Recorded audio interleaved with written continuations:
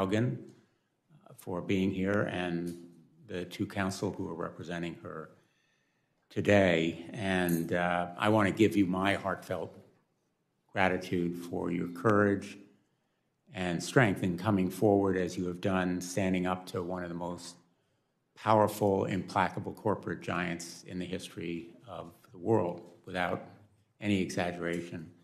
You have a compelling, credible voice, which we've heard already. But you are not here alone. You're armed with documents and evidence. And you speak volumes, as they do, about how Facebook has put profits ahead of people.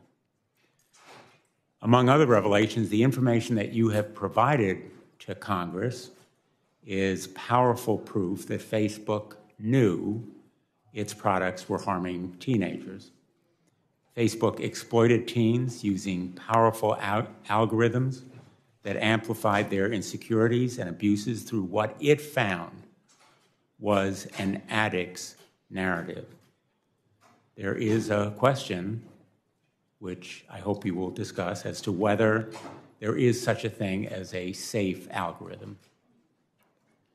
Facebook saw teens creating secret accounts that are often hidden from their parents as unique value proposition.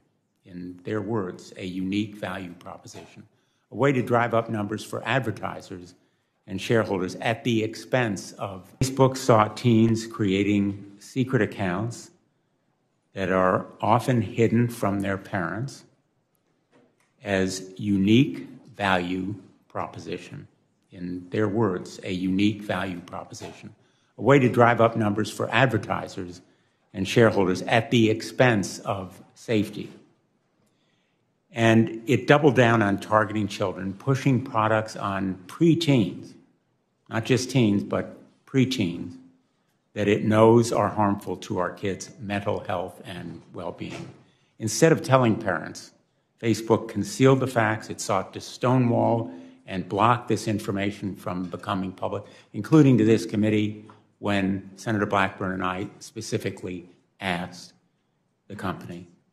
And still, even now, as of just last Thursday, when a Facebook witness came before this committee, it has refused disclosure or even to tell us when it might decide whether to disclose additional documents.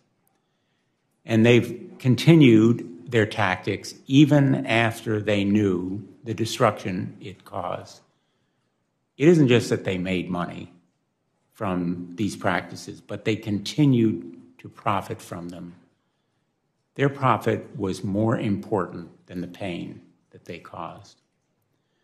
Last Thursday, the message from Ms. Antigone Davis, Facebook's global head of safety, was simple. Quote, "This research is not a bombshell," end quote. And she repeated the line, "Not a bombshell." Well, this research is the very definition of a bombshell. Facebook and big tech are facing a big tobacco moment, a moment of reckoning. The parallel is striking. I sued Big Tobacco as Connecticut's Attorney General. I helped to lead the states in that legal action, and I remember very, very well the moment in the course of our litigation when we learned of those files that showed not only that Big Tobacco knew that its product caused cancer, but that they had done the research, they concealed the files, and now we knew, and the world knew. And big tech now faces that Big Tobacco jaw-dropping moment of truth. It is documented proof that Facebook knows its products can be addictive and toxic to children. And it's not just that they made money, again. It's that they valued their profit more than the pain that they caused to children and their families. The damage to self-interest and self-worth inflicted by Facebook today will haunt a generation. Feelings of inadequacy and insecurity, rejection, and self-hatred will impact this generation for years to come. Our children are the ones who are victims. Teens today, looking at themselves in the mirror, feel doubt and insecurity.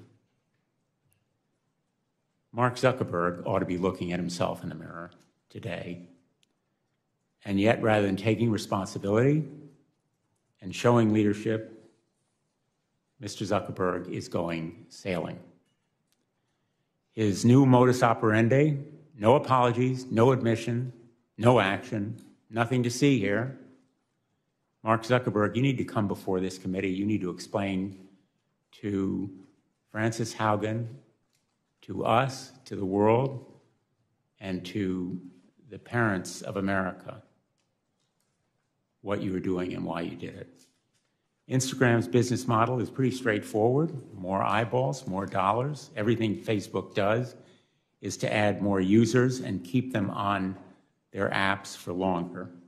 In order to hook us, Instagram uses our private information to precisely target us with content and recommendations, assessing that what will provoke a reaction will keep us scrolling.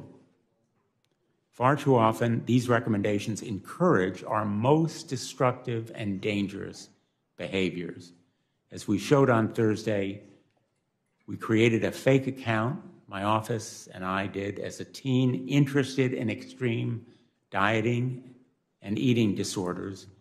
Instagram latched onto that teenager's initial insecurities. It then pushed more content and recommendations, glorifying eating disorders.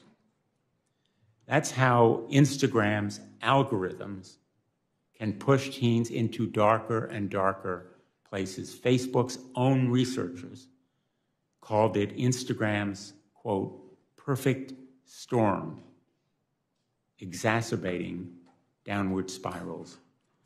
Facebook, as you have put it, Ms. Haugen, so powerfully, maximizes profits and ignores pain. Facebook's failure to acknowledge and to act makes it morally bankrupt. Again and again, Facebook rejected reforms recommended by its own researchers. Last week, Ms. Davis said, quote, we're looking at, end quote, no specific plans, no commitments, only vague platitudes. These documents that you have revealed provided this company with a blueprint for reform. It provided specific recommendations that could have made Facebook and Instagram safer. The company repeatedly ignored those recommendations from its own researchers that would have made Facebook and Instagram safer. Facebook researchers have suggested changing their recommendations to stop promoting accounts known to encourage dangerous body comparison. Instead of making meaningful changes, Facebook simply pays lip service, and if they won't act, and if big tech won't act, Congress has to intervene. Privacy protection is long overdue.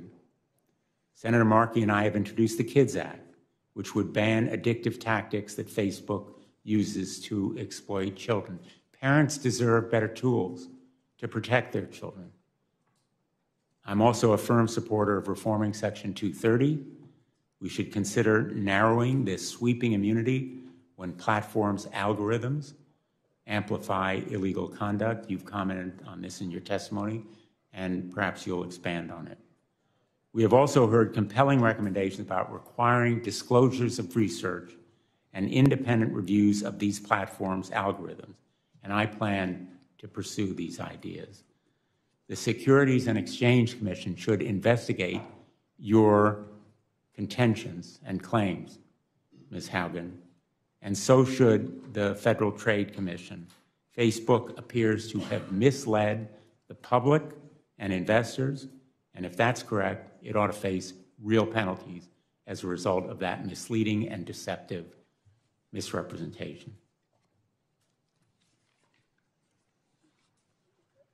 I want to thank all my colleagues who are here today, because what we have is a bipartisan congressional roadmap for reform that will safeguard and protect children from big tech. That will be a focus of our subcommittee moving forward, and it will continue to be bipartisan. And finally, I'll just end on this note. In the past weeks and days, parents have contacted me with their stories, heartbreaking and spine-chilling stories about children pushed into eating disorders, bullying online, self-injury of the most disturbing kind, and sometimes even taking their lives because of social media.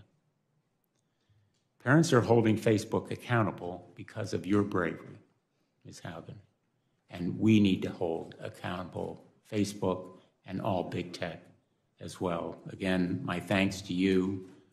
I am going to enter into the record a letter from 52 state attorneys general and from 2 members of the Youth Advisory Board of Sandy Hook Promise, as long as there's no objection. And I will now turn to the ranking member, Senator Blackburn.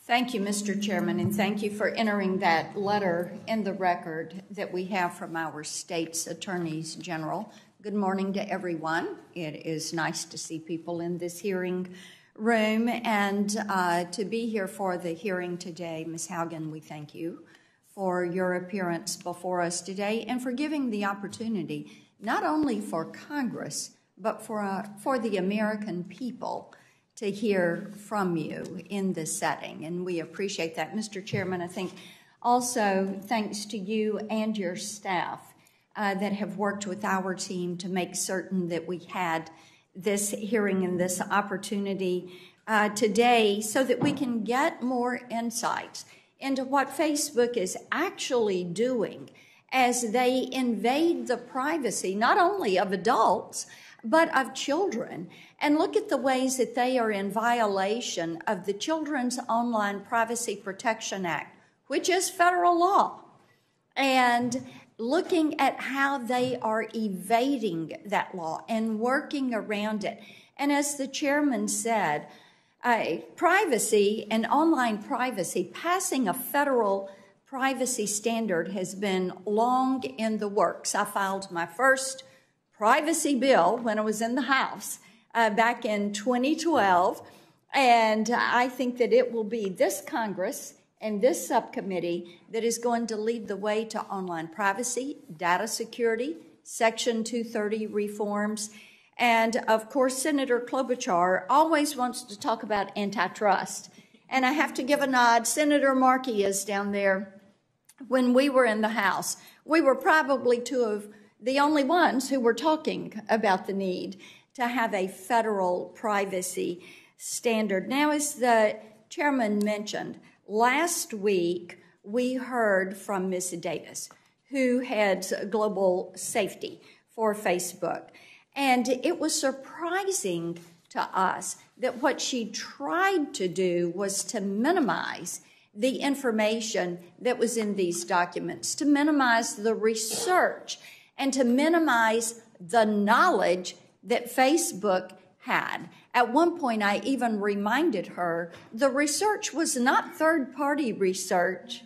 The research was there, Facebook's internal research. So they knew what they were doing. They knew where the violations were, and they know they are guilty. They know this. Their research tells them this. Last week, in advance of our hearing, Facebook released 2 studies and said that the Wall Street Journal was all wrong. They had just gotten it wrong, as if the Wall Street Journal did not know how to read these documents and how to work through this research.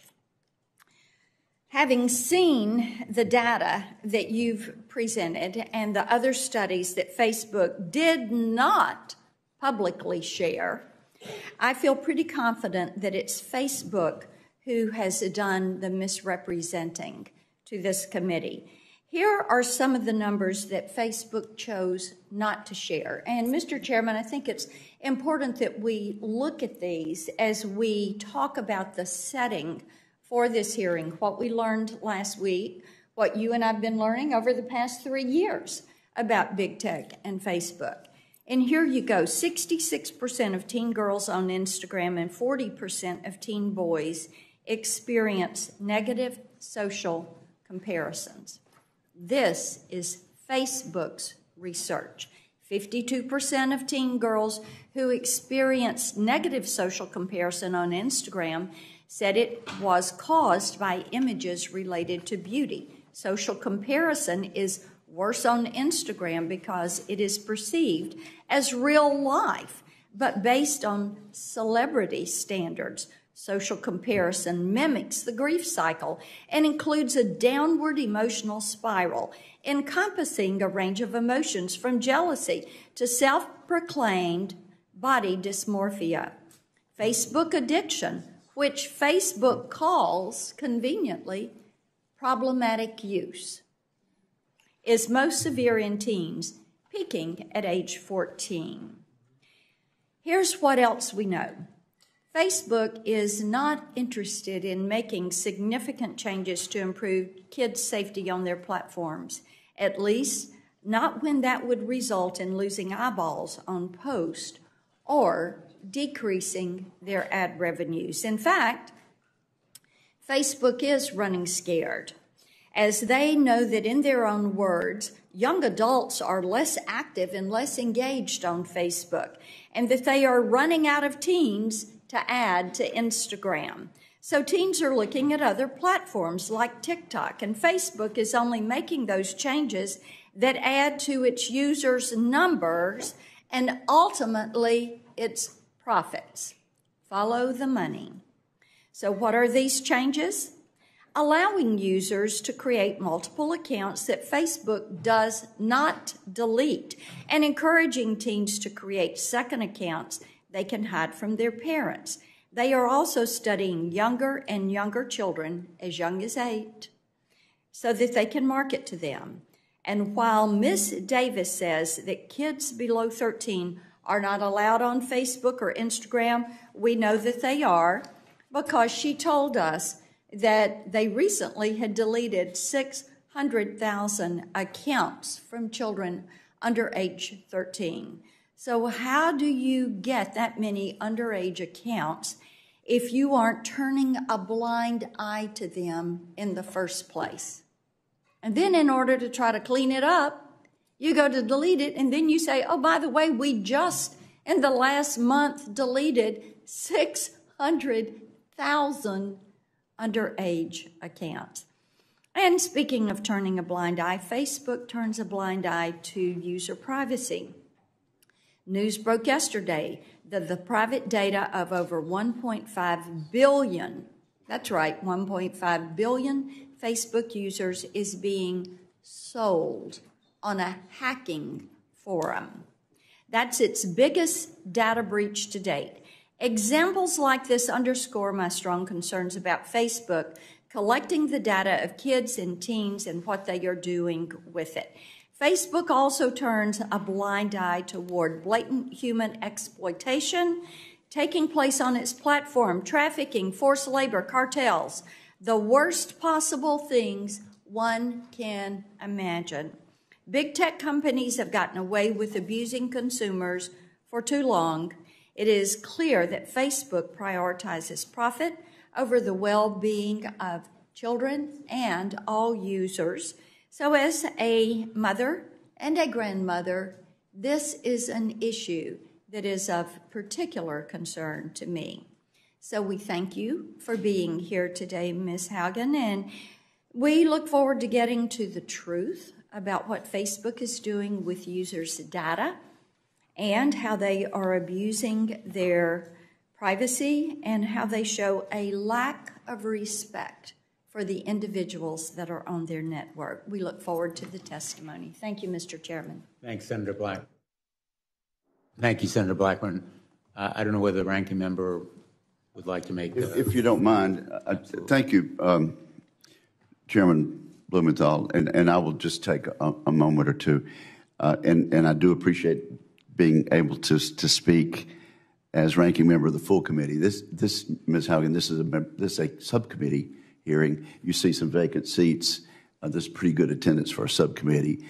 There are also a lot of things going on, so people will be coming and going. But I'm willing to predict that this will have almost 100% attendance by members of the subcommittee because of the importance of this subject matter. So thanks for coming forward to share concerns about Facebook's business practices, particularly with respect to children and teens. And of course, that is the main topic of it's the title of our hearing today, Protecting Kids Online. The recent revelations about Facebook's mental health effects on children and its plan to target younger audiences are indeed disturbing. And I think you're going to see a lot of bipartisan concern about this today and in future hearings. They show how urgent it is for Congress to act against powerful tech companies on behalf of children and the broader public. And I say powerful tech companies, they are possessive of immense power. Their product is addictive, and people on both sides of this dais are concerned about this. I talked to an opinion maker just down the hall a few moments before this hearing. This person said, the tech gods have been demystified now.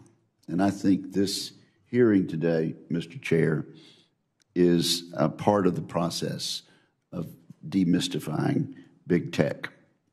The children of America are hooked on their product. It is often destructive and harmful, and there is a cynical knowledge on behalf of the leadership of these big tech companies that is true. Ms. Haugen, I hope you will have a chance to talk about your work experience at Facebook and perhaps compare it to other social media companies. I also look forward to hearing your thoughts on how this committee and how this Congress can ensure greater accountability and transparency, especially with regard to children. So thank you, Mr. Chairman, and thank you, Ms. Haugen, for being here today. Thanks, Senator Wicker. Our witness this morning is Frances Haugen.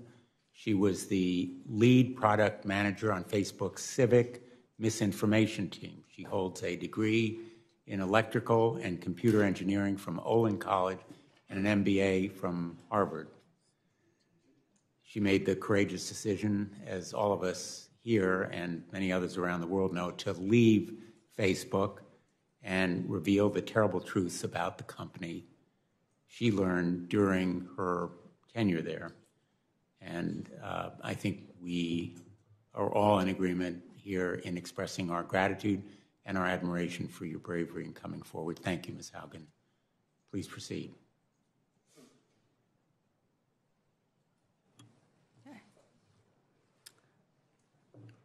Good afternoon, Chairman Blumenthal, Ranking Member Blackburn, and members of the subcommittee. Thank you for the opportunity to appear before you. My name is Frances Haugen. I used to work at Facebook. I joined Facebook because I think Facebook has the potential to bring out the best in us. But I'm here today because I believe Facebook's products harm children, stoke division, and weaken our democracy. The company's leadership knows how to make Facebook and Instagram safer, but won't make the necessary changes because they have put their astronomical profits before people. Congressional action is needed. They won't solve this crisis without your help. Yesterday, we saw Facebook get taken off the internet. I don't know why it went down, but I know that for more than 5 hours, Facebook wasn't used to deepen divides, destabilize democracies, and make young girls and women feel bad about their bodies. It also means that millions of small businesses weren't able to reach potential customers, and countless photos of new babies weren't joyously celebrated by family and friends around the world. I believe in the potential of Facebook. We can have social media we enjoy, that connects us without tearing apart our democracy, putting our children in danger, and sowing ethnic violence around the world. We can do better. I have worked as a product manager at large tech companies since 2006, including Google, Pinterest, Yelp, and Facebook. My job has largely focused on algorithmic products like Google Plus Search and recommendation systems like the one that powers the Facebook newsfeed. Having worked on 4 different types of social networks, I understand how complex and nuanced these problems are. However, the choices being made inside of Facebook are disastrous for our children, for our public safety, for our privacy, and for our democracy. And that is why we must demand Facebook make changes. During my time at Facebook, first working as the lead product manager for civic misinformation and later on counter-espionage, I saw Facebook repeatedly encounter conflicts between its own profits and our safety. Facebook consistently resolved these conflicts in favor of its own profits. The result has been more division, more harm, more lies, more threats, and more combat. In some cases, this dangerous online talk has led to actual violence that harms and even kills people. This is not simply a matter of certain social media users being angry or unstable, or about one side being radicalized against the other. It is about Facebook choosing to grow at all costs, becoming an almost $1 trillion company by buying its profits with our safety. During my time at Facebook, I came to realize a devastating truth. Almost no one outside of Facebook knows what happens inside of Facebook.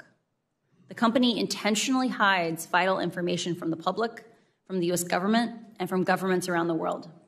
The documents I have provided to Congress prove that Facebook has repeatedly misled the public about what its own research reveals about the safety of children, the efficacy of its artificial intelligence systems, and its role in spreading divisive and extreme messages.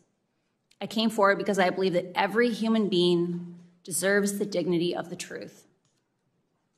The severity of this crisis demands that we break out of our previous regulatory frames.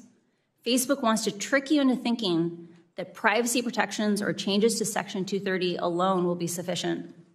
While important, these will not get to the core of the issue, which is that no one truly understands the destructive choices made by Facebook except Facebook.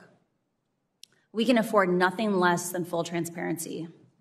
As long as Facebook is operating in the shadows, hiding its research from public scrutiny, it is unaccountable. Until the incentives change, Facebook will not change. Left alone, Facebook will continue to make choices that go against the common good, our common good. When we realized big tobacco was hiding the harms it caused, the government took action. When we figured out cars were safer with seatbelts, the government took action. And when our government learned that opioids were taking lives, the government took action. I implore you to do the same here. Today, Facebook shapes our perception of the world by choosing the information we see. Even those who don't use Facebook are impacted by the majority who do. A company with such frightening influence over so many people, over their deepest thoughts, feelings, and behavior, needs real oversight.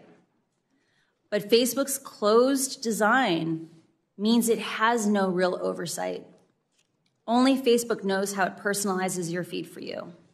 At other large tech companies like Google, any independent researcher can download from the internet the company's search results and write papers about what they find.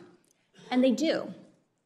But Facebook hides behind walls that keeps researchers and regulators from understanding the true dynamics of their system. Facebook will tell you privacy means they can't give you data. This is not true. When tobacco companies claimed that filtered cigarettes were safer for consumers, scientists could independently invalidate these marketing messages and confirm that, in fact, they posed a greater threat to human health. The public cannot do the same with Facebook. We are given no other option than to take their marketing messages on blind faith. Not only does the company hide most of its own data, my disclosure has proved that when Facebook is directly asked questions as important as, how do you impact the health and safety of our children, they mislead and They choose to mislead and misdirect. Facebook has not earned our blind faith. This inability to see into Facebook's actual systems and confirm how they work is communicated and confirm that they work as communicated is like the Department of Transportation regulating cars by only watching them drive down the highway. Today, no regulator has a menu of solutions for how to fix Facebook because Facebook didn't want them to know enough about what's causing the problems. Otherwise, there wouldn't have been need for a whistleblower. How is the public supposed to assess if Facebook is resolving conflicts of interest in a way that is aligned with the public good if the public has no visibility into how Facebook operates? This must change. Facebook wants you to believe that the problems we're talking about are unsolvable. They want you to believe in false choices. They want you to believe that you must choose between a Facebook full of divisive and extreme content or losing one of the most important values our country was founded upon, free speech. That you must choose between public oversight of Facebook's choices and your personal privacy. That to be able to share fun photos of your kids with old friends, you must also be inundated with anger-driven virality. They want you to believe that this is just part of the deal. I am here today to tell you that's not true. These problems are solvable. A safer, free speech respecting, more enjoyable social media is possible. But there's one thing that I hope everyone takes away from these disclosures. It is that Facebook can change, but is clearly not going to do so on its own. My fear is that without action, divisive and extremist behaviors we see today are only the beginning. What we saw in Myanmar and are now seeing in Ethiopia are only the opening chapters of a story so terrifying, no one wants to read the end of it. Congress can change the rules that Facebook plays by and stop the many harms it is now causing. We now know the truth about Facebook's destructive impact. I really appreciate the seriousness which the members of Congress and the Securities and Exchange Commission are approaching these issues. I came forward at great personal risk because I believe we still have time to act. But we must act now. I'm asking you, our elected representatives, to act. Thank you. Thank you, Ms. Haugen. Thank you for taking that personal risk, and we will do anything and everything to protect and stop any retaliation against you and any legal action that the company may bring to bear, or anyone else, and we've made that, I think, very clear in the course of these proceedings. I want to ask you about this idea of disclosure. You've talked about looking, in effect, at a car going down the road, and we're going to have 5-minute rounds of questions, maybe a second round if you're willing to do it. We're here today to look under the hood, and that's what we need to do more. In August, Senator Blackburn and I wrote to Mark Zuckerberg, and we asked him pretty straightforward questions about how the company works and safeguards children and teens on Instagram. Facebook dodged, duffed, sidetracked, in effect misled us. So I'm going to ask you a few straightforward questions to break down some of what you have said, and if you can answer them yes or no, that would be great. Has Facebook's research, its own research, ever found that its platforms can have a negative effect on children and teens' mental health or well-being? Many of Facebook's internal research reports indicate that Facebook has a serious negative harm on a significant portion of teenagers and younger and children. And has Facebook ever offered features that it knew had a negative effect on children's and teens' mental health? Facebook knows that its amplification algorithms, things like engagement-based ranking on Instagram, can lead children from very innocuous topics like healthy recipes. I think all of us could eat a little more healthy, all the way from just something innocent like healthy recipes to anorexia promoting content over a very short period of time. And has Facebook ever found, again, in its research, that kids show sign of addiction on Instagram? Facebook has studied a pattern that they call problematic use, what we might more commonly call addiction. It has a very high bar for what it believes it is. It says you self-identify that you don't have control over your usage and that it is materially harming your health, your schoolwork, or your physical health. 5 to 6% of 14-year-olds have the self-awareness to admit both those questions. It is likely that far more than 5 to 6% of 14-year-olds are addicted to Instagram. Last Thursday, my colleagues and I asked Ms. Davis, who was representing Facebook, about how the decision would be made whether to pause permanently Instagram for kids. And she said, quote, "There's no one person who makes a decision like that. We think about it that collaboratively." It's as though she couldn't mention Mark Zuckerberg's name. Isn't he the one who will be making this decision from your experience in the company? Mark holds a very unique role in the tech industry in that he holds over 55% of all the voting shares for Facebook. There are no similarly powerful companies that are as unilaterally controlled. And in the end, the buck stops with Mark. There is no one currently holding Mark accountable but himself. And Mark Zuckerberg, in effect, is the algorithm designer-in-chief, correct? I received an MBA from Harvard, and they emphasized to us that we are responsible for the organizations that we build. Mark has built an organization that is very metrics-driven. It is intended to be flat. There is no unilateral responsibility. The metrics make the decision. Unfortunately, that itself is a decision. And in the end, if he is the CEO and the chairman of Facebook, he is responsible for those decisions. The buck stops with him. The buck stops with him. And speaking of the buck stopping,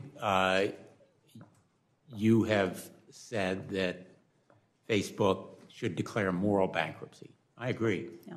I think its actions and its failure to acknowledge its responsibility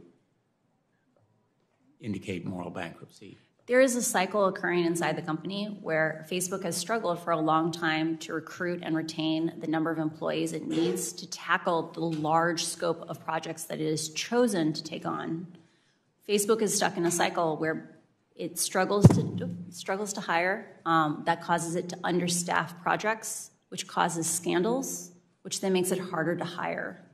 Part of why Facebook needs to come out and say, we did something wrong, we made some choices that we regret, is the only way we can move forward and heal Facebook is we first have to admit the truth.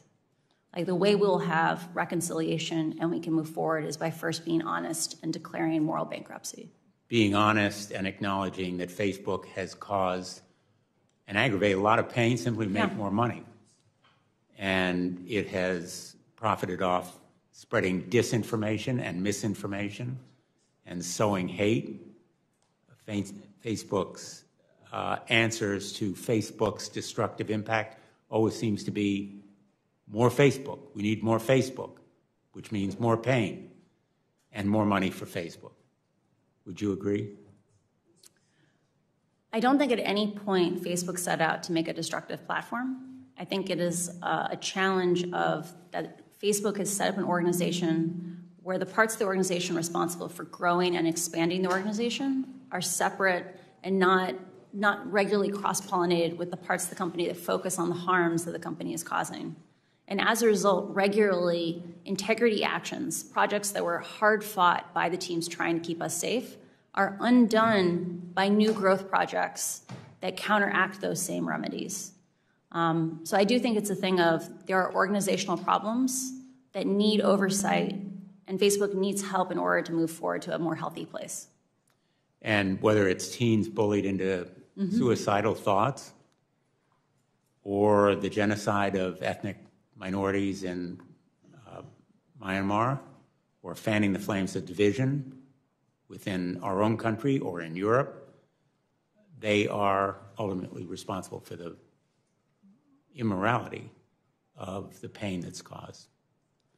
Facebook needs to take responsibility for the consequences of its choices. It needs to be willing to accept small trade-offs on profit. And I think just that act of being able to admit that it's a mixed bag is important. And I think that what we saw from Antigone last week is an example of the kind of behavior we need to support Facebook in growing out of, which is instead of just focusing on all the good they do, admit they have responsibilities to also remedy the harm. But Mark Zuckerberg's new policy is no apologies, no admissions, no acknowledgement, nothing to see here. We're going to deflect it and go sailing. I turn to the ranking member.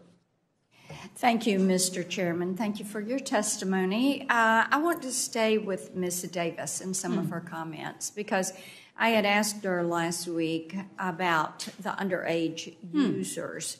And she had made the comment, I'm going to quote from her testimony, if we find an account of someone who's under 13, we remove them. In the last 3 months, we removed 600,000 accounts of under 13-year-olds, end quote. And I have to tell you, it seems to me that there's a problem if you have 600,000 accounts from children who ought not to be there in the first place. So what did Mark Zuckerberg know about Facebook's plans to bring kids on as new users and advertise to them? There are reports within Facebook that show cohort analyses where they examine at what ages do people join Facebook and Instagram.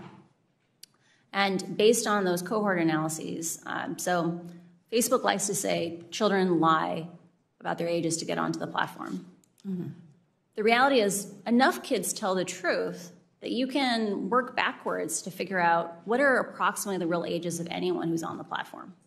When Facebook does cohort analyses and looks back retrospectively, it discovers things like, up to 10 to 15% of even 10-year-olds in a given cohort may be on Facebook or Instagram. Okay, so this is why Adam Mosseri, who's the CEO of Instagram, would have replied to JoJo Siwa when she said to him, oh, I've been on Instagram since I was 8. He said he didn't want to know that. Yeah. So it would be for this reason, correct? A pattern of behavior that I saw at Facebook was that often problems were so understaffed that there was kind of an implicit discouragement from having better detection systems. So, for example, I worked, my last team at Facebook was on the counter-espionage team within the threat intelligence org. And at any given time, our team could only handle a third of the cases that we knew about. We knew that if we built even a basic detector, we would likely have many more cases. Okay, then let me ask you. Sure. Let me ask you this. So you look at the way that they have the data, but they're choosing to keep that data and advertise from it, right? You sell it to third parties. So what does Facebook do? You've got these 600,000 accounts that ought not to be on there. Probably more. And but then you delete those accounts. But what happens to that data? Does Facebook keep that data? Do they keep it until those children go to age 13? Since, as you're saying, they can work backward and figure out the true age of a user. So what do they do with it? Do they delete it? Do they store it? Do they keep it? How do they process that? My understanding of Facebook's data retention policies, and I want to be really clear, I didn't work directly on that, is that when they delete an account, they delete all the data within, I believe, 90 days in compliance with GDPR. With regard to children underage on the platform, Facebook could do substantially more to detect more of those children, and they should have to publish for Congress those processes because there are lots of subtleties in those things, and they could be much more effective than probably what they're doing today. Got it. Now, staying with this underage children, since this hearing is all about kids and about online privacy, I want you to tell me how Facebook is able to do market research on these children that are under age 13, because Ms. Davis was really, she didn't deny this last week. So how are they doing this? Do they bring kids into focus groups with their parents? How do they get that permission? She said they got permission from parents. Is there a permission slip or a form that gets signed? And then how do they know which kids to target? There's a bunch to unpack there. We'll start with maybe how did they recruit children for focus groups or recruit teenagers. Most tech companies have systems where they can analyze the data that is on their servers. So most of the focus groups I read or that I saw analysis of were around Messenger Kids, which has children on it. And those focus groups appear to be children interacting in person. Often, large tech companies use either sourcing agencies that will go and identify people who meet certain demographic criteria, or they will reach out directly based on data on the platform. So, for example, in the case of Messenger Kids, maybe you would want to study a child that was an active user and one that was a less active user. You might reach out to some that came from each population. And so these are children that are under age 13. Yeah. And they know it. For some of these studies, and I assume they get permission, but I don't work on that. Okay. Well, we're still waiting to get a copy of that parental consent form that would involve children. My time has expired, Mr. Chairman. I'll save my other questions for our second round if we're able to get those. Thank you. Great. Thank you, Senator Blackburn. Senator Klobuchar. Thank you very much, Mr. Chairman. Thank you so much, Ms. Haugen, for shedding a light on how Facebook time and time again has put profit over people. When their own research found that more than 13% of teen girls say that Instagram made their thoughts of suicide worse, what did they do? They proposed Instagram for Kids, which has now been put on pause because of public pressure. When they found out that their algorithms are fostering polarization, misinformation, and hate, that they allowed 99% of their violent content to remain unchecked on their platform, including lead up to the January 6th insurrection. What did they do? They now, as we know, Mark Zuckerberg's going sailing and saying no apologies. I think the time has come for action, and I think you are the catalyst for that action. You have said privacy legislation is not enough. I completely agree with you. But I think you know we have not done anything to update our privacy laws in this country, our federal privacy laws. Nothing, zilch, in any major way. Why? Because there are lobbyists around every single corner of this building that have been hired by the tech industry. We have done nothing when it comes to making the algorithms more transparent, allowing for the university research that you referred to. Why? Because Facebook and the other tech companies are throwing a bunch of money around this town and people are listening to them. We have done nothing significantly past, although we are on a bipartisan basis working in the antitrust subcommittee to get something done on consolidation, which you understand allows the dominant platforms to control all this, like the bullies in the neighborhood, buy out the companies that maybe could have competed with them and added the bells and whistles. So the time for action is now. So I'll start with something that I asked Facebook's head of safety when she testified before us last week. I asked her how they estimate the lifetime value of a user for kids who start using their products before they turn 13. She evaded the question and said, that's not the way we think about it.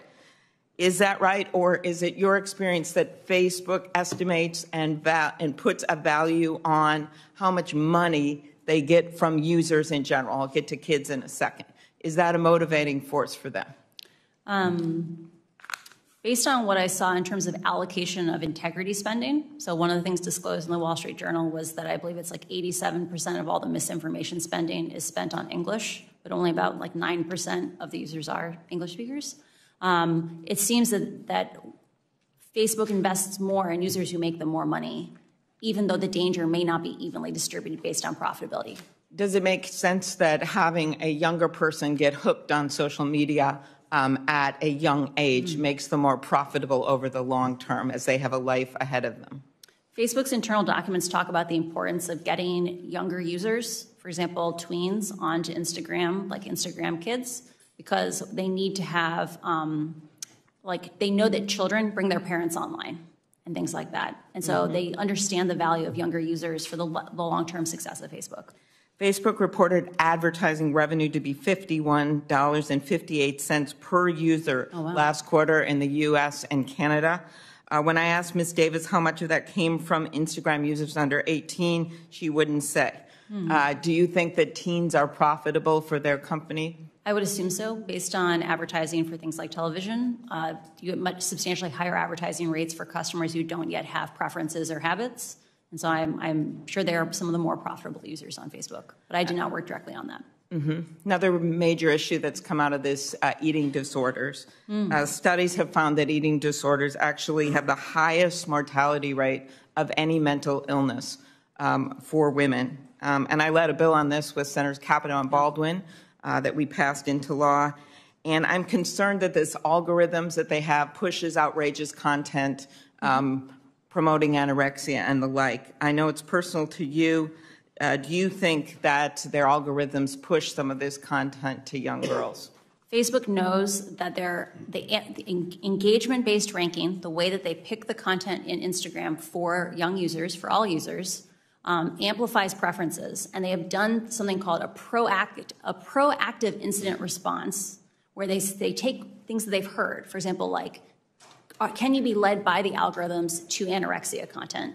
And they have literally recreated that experiment themselves and confirmed, yes, this happens to people.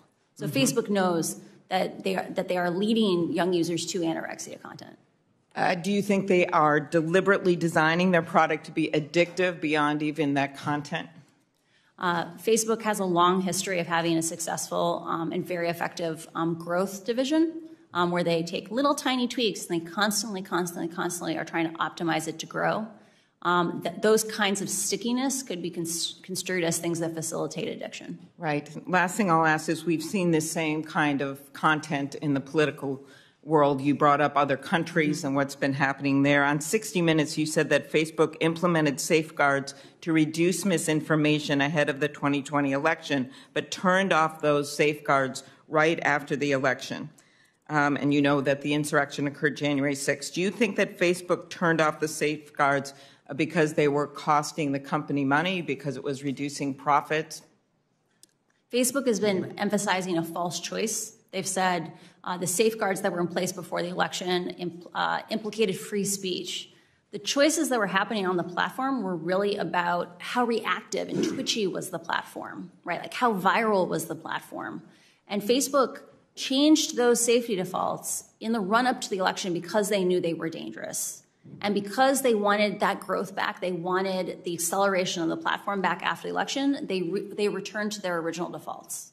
And the fact that they had to break the glass on January 6th and turn them back on, I think that's deeply problematic. Agree. Thank you very much for your bravery in coming forward. Senator Thune. Thank you, Mr. Chair and Ranking Member Blackburn. I've been arguing for some time that it is time for Congress to act, and I think the question is always, what is the correct way to do it, the right way to do it, consistent with our First Amendment right to free speech. Totally. This committee doesn't have jurisdiction over the antitrust issue. That's the Judiciary Committee, and I'm not averse to looking at the monopolistic nature of Facebook, honestly. I think that's a real issue that needs to be examined and perhaps addressed as well. But at least under this committee's jurisdiction, there are a couple of things I think we can do. And I have a piece of legislation, and Senators Blackburn and Blumenthal are both co-sponsors, called the Filter Bubble Transparency Act. And essentially what it would do is give users the options to engage with social media platforms without being manipulated by these secret formulas that essentially dictate the content that you see when you open up an app or log on to a website. We also, I think, need to hold big tech accountable by reforming Section 230. And one of the best opportunities, I think, to do that, at least in a bipartisan way, is the Platform Accountability and Consumer Transparency, or the PACT Act, and that's legislation that I've co-sponsored with Senator Schatz, which, in addition to stripping Section 230 protections for content that a court determines to be illegal, the PACT Act would also increase transparency and due process for users around the content moderation process. And importantly, in the context we're talking about today with this hearing, with a major big tech whistleblower, the PACT Act would explore the viability of a federal program for big tech employees to blow the whistle on wrongdoing inside the companies where they work. In my view, we should encourage employees in the tech sector like you to speak up about questionable practices of big tech companies, so we can, among other things, ensure that Americans are fully aware of how social media platforms are using artificial intelligence and opaque algorithms to keep them hooked on the platform. So let me, Ms. Haugen, just ask you, we've learned from the information that you provided that Facebook conducts what's called engagement-based ranking, which you've described as very dangerous. Could you talk more about why engagement-based ranking is dangerous, and do you think Congress should seek to pass legislation like the Filter Bubble Transparency Act that would give users the ability to avoid engagement-based ranking altogether? Facebook is going to say, you don't want to give up engagement-based ranking. You're not going to like Facebook as much if we're not picking out the content for you. That's just not true. There are a lot of, Facebook likes to present things as false choices, like you have to choose between having lots of spam. Like let's say, imagine we ordered our feeds by time, like on iMessage or on, there are other forms of social media that are chronologically based. They're going to say, you're going to get spammed, like you're not going to enjoy your feed.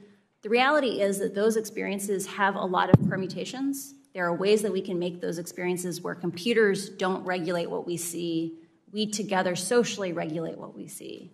But they don't want us to have that conversation because Facebook knows that when they pick out the content that we focus on using computers, we spend more time on their platform, they make more money. The dangers of engagement-based ranking are that Facebook knows that content that elicits an extreme reaction from you is more likely to get a click, a comment, or reshare. And it's interesting because those clicks and comments and reshares aren't even necessarily for your benefit. It's because they know that other people will produce more content if they get the likes and comments and reshares. They prioritize content in your feed so that you will give little hits of dopamine to your friends so they will create more content. And they have run experiments on people, producer-side experiments, where they have confirmed this. So yeah. you and your part of the information you provided the Wall Street Journal, it's been found that Facebook altered its algorithm in an attempt to boost these meaningful social interactions, or MSI. But rather than strengthening bonds between family and friends on the platform, the algorithm instead rewarded more outrage and sensationalism. And I think Facebook would say that its algorithms are used to connect individuals with other friends and family that are largely positive. Do you believe that Facebook's algorithms make its platform a better place for most users, and should consumers have the option to use Facebook and Instagram without being manipulated by algorithms designed to keep them engaged on that platform? I strongly believe, like I've spent most of my career working on systems like engagement-based ranking. Like when I come to you and say these things, I'm basically damning 10 years of my own work, right? Engagement-based ranking, Facebook says we can do it safely because we have AI. You know, the artificial intelligence will find the bad content that we know our engagement-based ranking is promoting. They've written blog posts on how they know engagement-based ranking is dangerous, but the AI will save us. Facebook's own research says they cannot adequately identify dangerous content, and as a result, those dangerous algorithms that they admit are picking up the extreme sentiments, the division. They can't protect us from the harms that they know exist in their own system. And so I don't think it's just a question of saying, should people have the option of choosing to not be manipulated by their algorithms? I think if we had appropriate oversight, or if we reformed 230 to make Facebook responsible for the consequences of their intentional ranking decisions, I think they would get rid of engagement-based ranking, because it is causing teenagers to be exposed to more anorexia content. It is pulling families apart. And in places like Ethiopia, it's literally fanning ethnic violence. I encourage reform of these platforms, not picking and choosing individual ideas, but instead making the platforms themselves safer, less twitchy, less reactive, less viral, because that's how we scalably solve these problems. Thank you. Ms. Chair, I would simply say let's get to work. So we got some things we can do here. Thanks. I agree. Thank you, Senator Schatz. Thank you, Mr. Chairman, Ranking Member. Thank you for your courage in coming forward. Was there a particular moment when you came to the conclusion that reform from the inside was impossible and that you decided to be a whistleblower? There was a long series of moments where I became aware that Facebook, when faced with conflicts of interest between its own profits and the common good, public safety, that Facebook consistently chose to prioritize its profits. I think the moment at which I realized we needed to get help from the outside, that the only way these problems would be solved is by solving them together, not solving them alone, was when civic integrity was dissolved following the 2020 election. It really felt like a betrayal of the promises that Facebook had made to people who had sacrificed a great deal to keep the election safe by basically dissolving our community and integrating it in just other parts of the company. And when I know their response is that they've sort of distributed the duties. Yeah. That's an excuse, right? I cannot see into the hearts of other men, and I don't know what. Well, let me say it this way: it won't work, right? And I can tell you that when I left the company, so the people who I worked with were disproportionately, maybe 75% of my pod of 7 people. Those are product managers, program managers. Most of them had come from civic integrity. All of us left the inauthentic behavior pod, either for other parts of the company or the company entirely over the same 6-week period of time. So 6 months after the reorganization, we had clearly lost faith that those changes were coming. You said in your opening statement that they know how to make Facebook and Instagram safer. Mm-hmm. So, thought experiment. You are now the chief executive officer and chairman of the company. What changes would you immediately institute? I would immediately establish a policy of how to share information and research from inside the company with appropriate oversight bodies like Congress. I would give proposed legislation to Congress saying, here's what an effective oversight agency would look like. I would actively engage with academics to make sure that people who are confirming are Facebook's marketing message is true have the information they need to confirm these things. And I would immediately implement the, quote, soft interventions that were identified to protect the 2020 election. So that's things like requiring someone to click on a link before resharing it, because other companies like Twitter have found that significantly reduces misinformation. No one is censored by being forced to click on a link before resharing it. Thank you. I want to pivot back to Instagram's targeting of kids. We all know that they announced a pause, but that reminds me of what they announced when they were going to issue a digital currency. And they got beat up by the U.S. Senate Banking Committee, and they said, never mind. And now they're coming back around, hoping that nobody notices that they are going to try to issue a currency. Now, let's set aside for the moment the sort of the business model, which appears to be gobble up everything, do everything. That's the growth strategy. Do you believe that they're actually going to discontinue Instagram Kids, or are they just waiting for the dust to settle? I would be sincerely surprised if they do not continue working on Instagram Kids, and I would be amazed if a year from now we don't have this conversation again. Why? Facebook understands that if they want to continue to grow, they have to find new users. They have to make sure that the next generation is just as engaged with Instagram as the current one. And the way they'll do that is by making sure that children establish habits before they have good self-regulation. By hooking kids. By hooking kids. I would like to emphasize one of the documents that we sent in on problematic use examined the rates of problematic use by age, and that peaked with 14-year-olds. It's just like cigarettes. Teenagers don't have good self-regulation. They say explicitly, I feel bad when I use Instagram, and yet I can't stop. We need to protect the kids. Just my final question. I have a long list of misstatements, misdirections, and outright lies from the company. I don't have the time to read them, but you're as intimate with all of these deceptions as I am. So I will just jump to the end. If you were a member of this panel, would you believe what Facebook is saying? I would not believe. Facebook has not earned our right to just have blind trust in them. Trust is, last week, one of the most beautiful things that I heard on the committee was trust is earned, and Facebook has not earned our trust. Thank you. Thanks, Senator Schatz. Senator Moran, and then we've been joined by the chair, Senator Cantwell. She'll be next. We're going to break at about 11:30, if that's okay, because we have a vote. Okay. And then we'll reconvene. Okay. Mr. Chairman, thank you. The conversation so far reminds me that you and I ought to resolve our differences and introduce legislation. So, as Senator Thune said, let's go to work. Our differences are very minor, or they seem very minor in the face of the revelations that we've now seen. So I'm hoping we can move forward, Senator Moran. I share that view, Mr. Chairman. Thank you. Thank you very much for your testimony.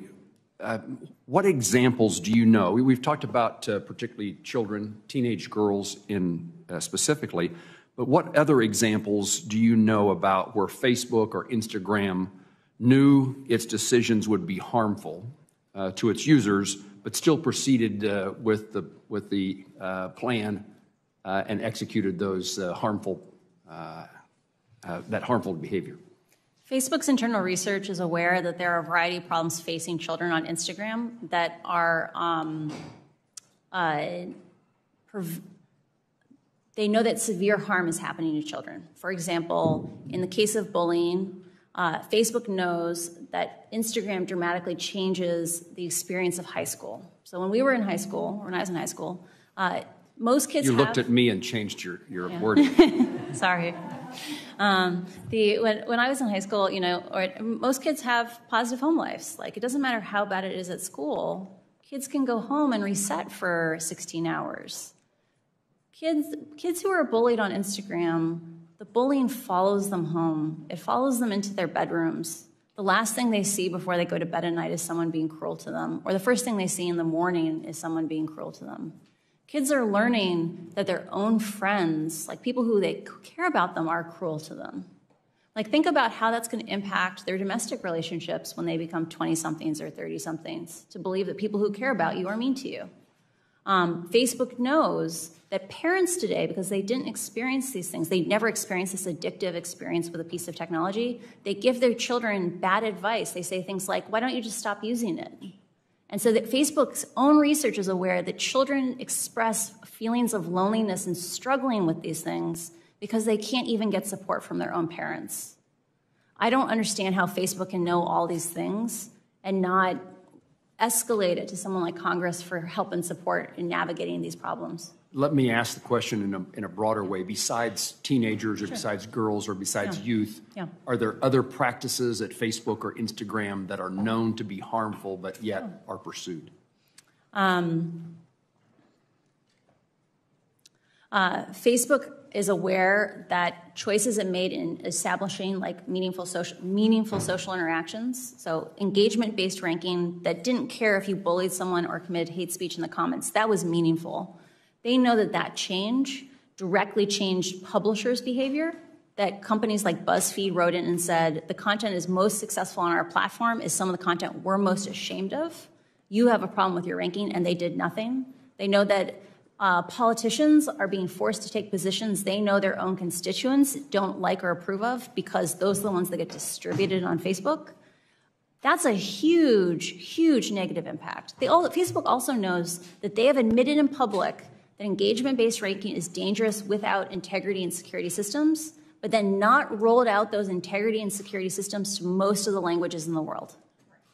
And that's what's causing things like ethnic violence in Ethiopia. Thank you for your answer. What is the magnitude of Facebook's revenues or profits that come from the sale of user data? Oh, I'm sorry. I've never worked on that. I'm not aware. Thank you. What regulations or legal actions by Congress or by administrative action do you think would have the most consequence or would be feared most by Facebook, Instagram, or allied companies? I strongly encourage reforming Section 230 to exempt decisions about algorithms right? So modifying 230 around content, I think, has it's very complicated because user-generated content is something that companies have less control over. They have 100% control over their algorithms. And Facebook should not get a free pass on choices it makes to prioritize growth and virality and reactiveness over public safety. They shouldn't get a free pass on that because they're paying for their profits right now with our safety. So I strongly encourage reform of 230 in that way. I also believe there needs to be a dedicated oversight body because right now the only people in the world who are trained to analyze these experiments, to understand what's happening inside of Facebook, are people who grew up inside of Facebook or Pinterest or another social media company. And there needs to be a regulatory home where someone like me could do a tour of duty after working at a place like this and have a place to work on things like regulation, to bring that information out to the oversight boards that have the right to do oversight. A regulatory agency within the federal government. Yes. Thank you very much. Thank you, Chairman. Senator Cantwell. Thank you, Mr. Thank you, Chairman. Senator Moran. Thank you for holding this hearing. And I think my colleagues have brought up a lot of important issues, and so I think I just want to continue on that vein. First of all, the Privacy Act that I introduced along with several of my colleagues actually does have FTC oversight of algorithm transparency.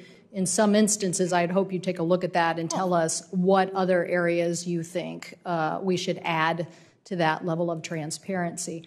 But clearly that's the issue at hand here, I think, in your coming forward. So thank you again for your willingness to do that.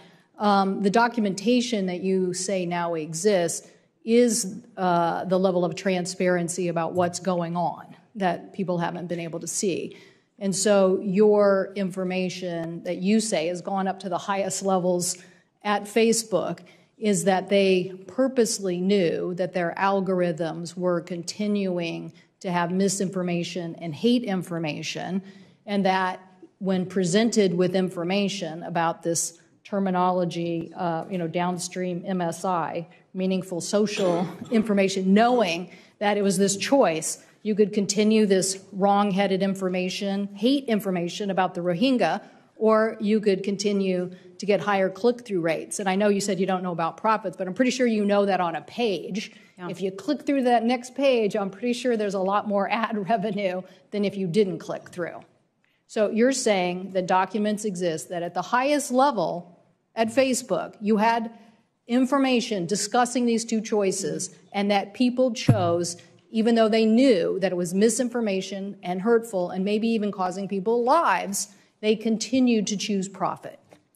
We have submitted documents to Congress outlining Mark Zuckerberg was directly presented with a list of, quote, soft interventions. So a hard intervention is like taking a piece of content off Facebook, taking a user off Facebook. Soft interventions are about making slightly different choices to make the platform less viral, less twitchy. Mark was presented with these options and chose to not remove downstream MSI in April of 2020, even though even just isolated in at-risk countries, that's countries at risk of violence, if it had any impact on the overall MSI metric. So he chose— Which in translation means less money. Yeah, he said— Right? Was there another reason given why they would do it other than they thought it would really affect their numbers? I don't know for certain. Like Jeff Horowitz, the reporter for the Wall Street Journal, and I struggled with this because we sat there and read these minutes and we were like, how is this possible?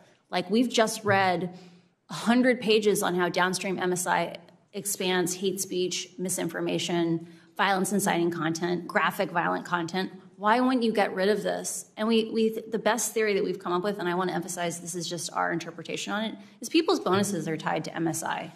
Right? Like people stay or leave the company based on what they get paid.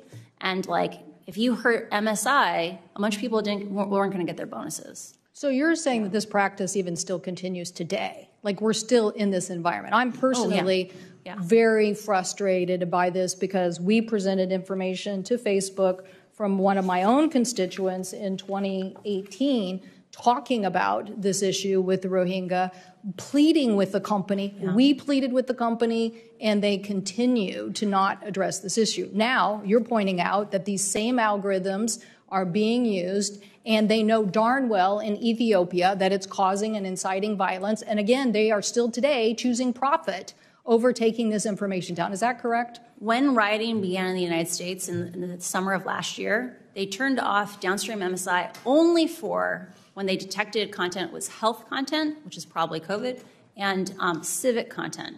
But Facebook's own algorithms are bad at finding this content. It's still in the raw form for 80, 90% of even that sensitive content. In countries where they don't have integrity systems in the local language, and in the case of Ethiopia, there are 100 million people in Ethiopia and 6 languages. Facebook only supports 2 of those languages for integrity systems. This strategy of focusing on language-specific, content-specific systems, AI to save us, is doomed to fail.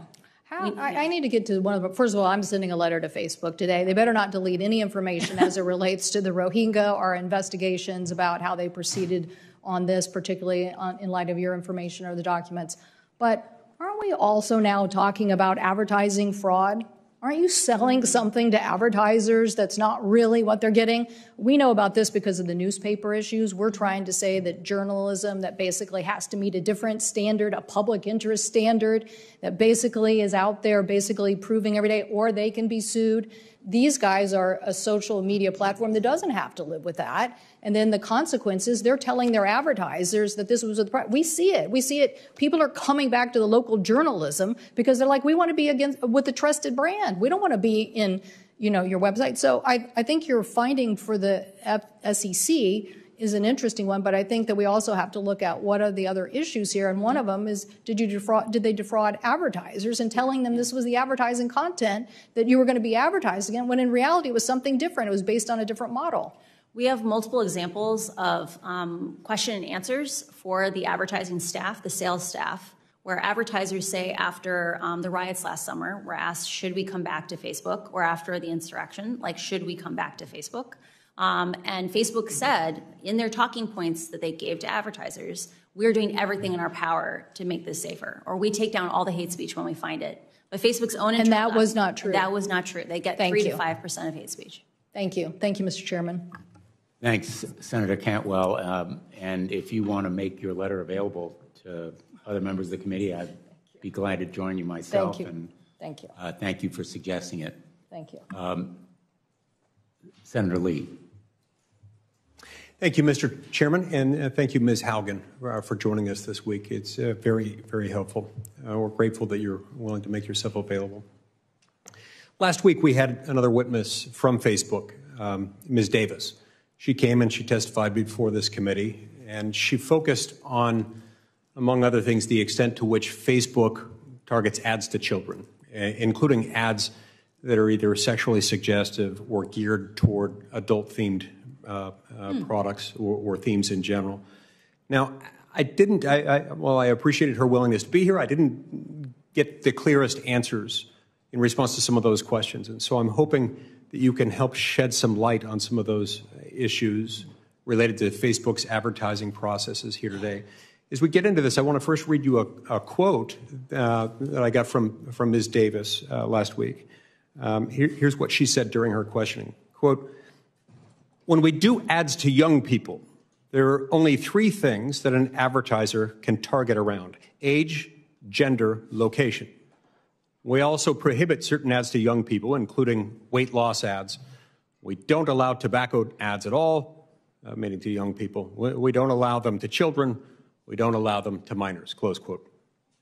Now, since that exchange happened last week, there are a number of individuals and groups, including a group called the Technology Transparency Project, or TTP, that have indicated that that part of her testimony was inaccurate, that it was false. TTP noted that TTP had conducted an experiment just last month, and their goal was to run a series of ads that would be targeted to children ages 13 to 17, to users in the United States. Now, I want to emphasize that TTP didn't end up running these ads. They stopped them from being distributed to users. But Facebook did, in fact, approve them. And as I understand it, Facebook approved them for an audience of up to 9.1 million users, all of whom were teens. So I brought a few of these to show you today. This is the first one I wanted to showcase. This first one has a colorful graphic encouraging kids to, quote, throw a Skittles party like no other, which, as the graphic indicates, and as the slang jargon also independently suggests, this involves kids getting together randomly to abuse prescription drugs. The second graphic displays an anti-tip. That is, a tip specifically designed to encourage and promote anorexia. And it's on there. Now, the language, the anti-tip itself, independently promotes that. The ad also promotes it, insofar as it was suggesting these are images you ought to look at when you need motivation to be more anorexic, I guess you could say. Now, the third one invites children to find their partner online and to make a love connection. You look lonely. Find your partner now to make a love connection. Now, look, it would be an entirely different kettle of fish if this were targeted to an adult audience. It is not. It's targeted to 13 to 17-year-olds. Now, obviously, I don't support, and TDP does not support these messages, particularly when targeted to impressionable children. And again, just to be clear, TDP did not end up pushing the ads out after receiving Facebook's approval. But it did, in fact, receive Facebook's approval. So I think this says something. One could argue that it proves that Facebook is allowing and perhaps facilitating the targeting of harmful adult-themed ads to our nation's children. So could you please explain to me, Ms. Haugen, how these ads with a target audience of 13 to 17-year-old children, how would they possibly be approved by Facebook? And is AI involved in that?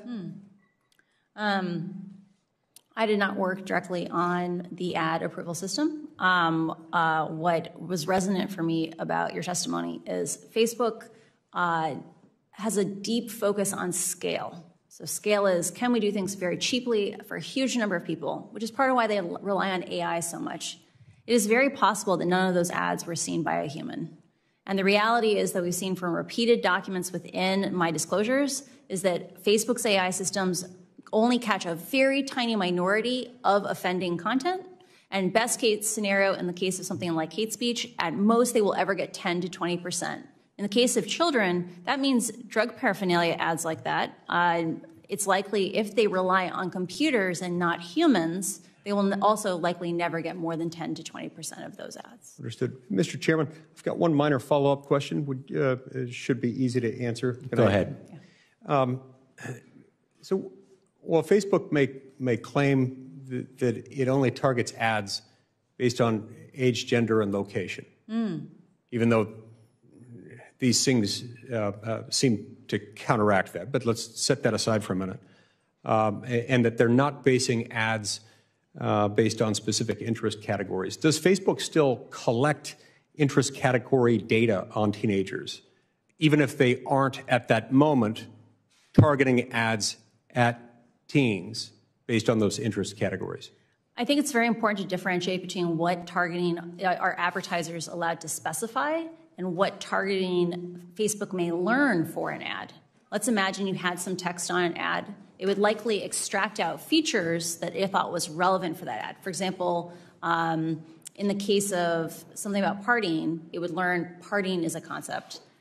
I'm very suspicious that personalized ads are still not being delivered to teenagers on Instagram because the algorithms learn correlations. They learn interactions where your party ad may still go to kids interested in partying because Facebook is almost certainly has a ranking model in the background that it says this person wants more party-related content. Interesting. Thank you. That's very helpful. And what that suggests to me is that while they're saying they're not targeting teens with those ads, the algorithm might do some of that work for them, which might explain why they collect the data, even while claiming that they're not targeting those ads in that way. I can't speak to whether or not that's the intention, but the reality is it's very, very, very difficult to understand these algorithms today. And over and over and over again, we saw these biases the algorithms unintentionally learn. And so, yeah, it's very hard to disentangle out these factors as long as you have engagement-based ranking. Thank you, Ms. Haugen. Thank you very much, Senator Lee. Senator Markey. Thank you, Mr. Chairman, very much. Thank you, Ms. Haugen. You are a 21st century American hero, warning our country of the danger for young people, for our democracy, and our nation owes you just a huge debt of gratitude for the courage you're showing here today, so thank you. Ms. Haugen, do you agree that Facebook actively seeks to attract children and teens onto its platforms? And Facebook actively markets to children under the age of 18 to get on Instagram, and definitely targets children as young as 8 to be on in Messenger Kids. An internal Facebook document from 2020 that you revealed reads, "Why do we care about tweens? They are a valuable but untapped audience." So Facebook only cares about children to the extent that they are of monetary value. Last week, Facebook's global head of safety, Antigone Davis, told me that Facebook does not allow targeting of certain harmful content to teens. Ms. Davis stated, "We don't allow weight loss ads to be shown to people under the age of 18. Yet, a recent study found that Facebook permitted targeting of teens as young as 13 with ads that showed a young woman's thin waist promoting websites that glorify anorexia." Ms. Haugen, based on your time at Facebook, do you think Facebook is telling the truth? I think Facebook has focused on scale over safety, and it is likely that they are using artificial intelligence to try to identify harmful ads without allowing the public oversight to see what is the actual effectiveness of those safety systems. You unearthed Facebook's research about its harm to teens. Did you raise this issue with your supervisors? I did not work directly on anything involving teen mental health. This research was freely available to anyone in the company. Ms. Davis testified last week, quote, "We don't allow tobacco ads at all. We don't allow them to children either. We don't allow alcohol ads to minors. However, researchers also found that Facebook does allow targeting of teens with ads on vaping." Ms. Haugen, based on your time at Facebook, do you think Facebook is telling the truth? I do not have context on that issue. I assume that if they are using artificial intelligence to catch those vape ads, unquestionably ads are making its way through. Okay. So from my perspective, listening to you and your incredibly courageous revelations time and time again, Facebook says one thing and does another. Time and time again, Facebook fails to abide by the commitments that they had made. Time and time again, Facebook lies about what they are doing.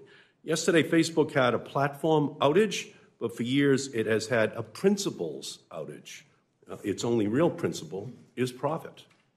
Facebook's platforms are not safe for young people. As you said, Facebook is like big tobacco, enticing young kids with that first cigarette, that first social media account designed to hook kids as users for life.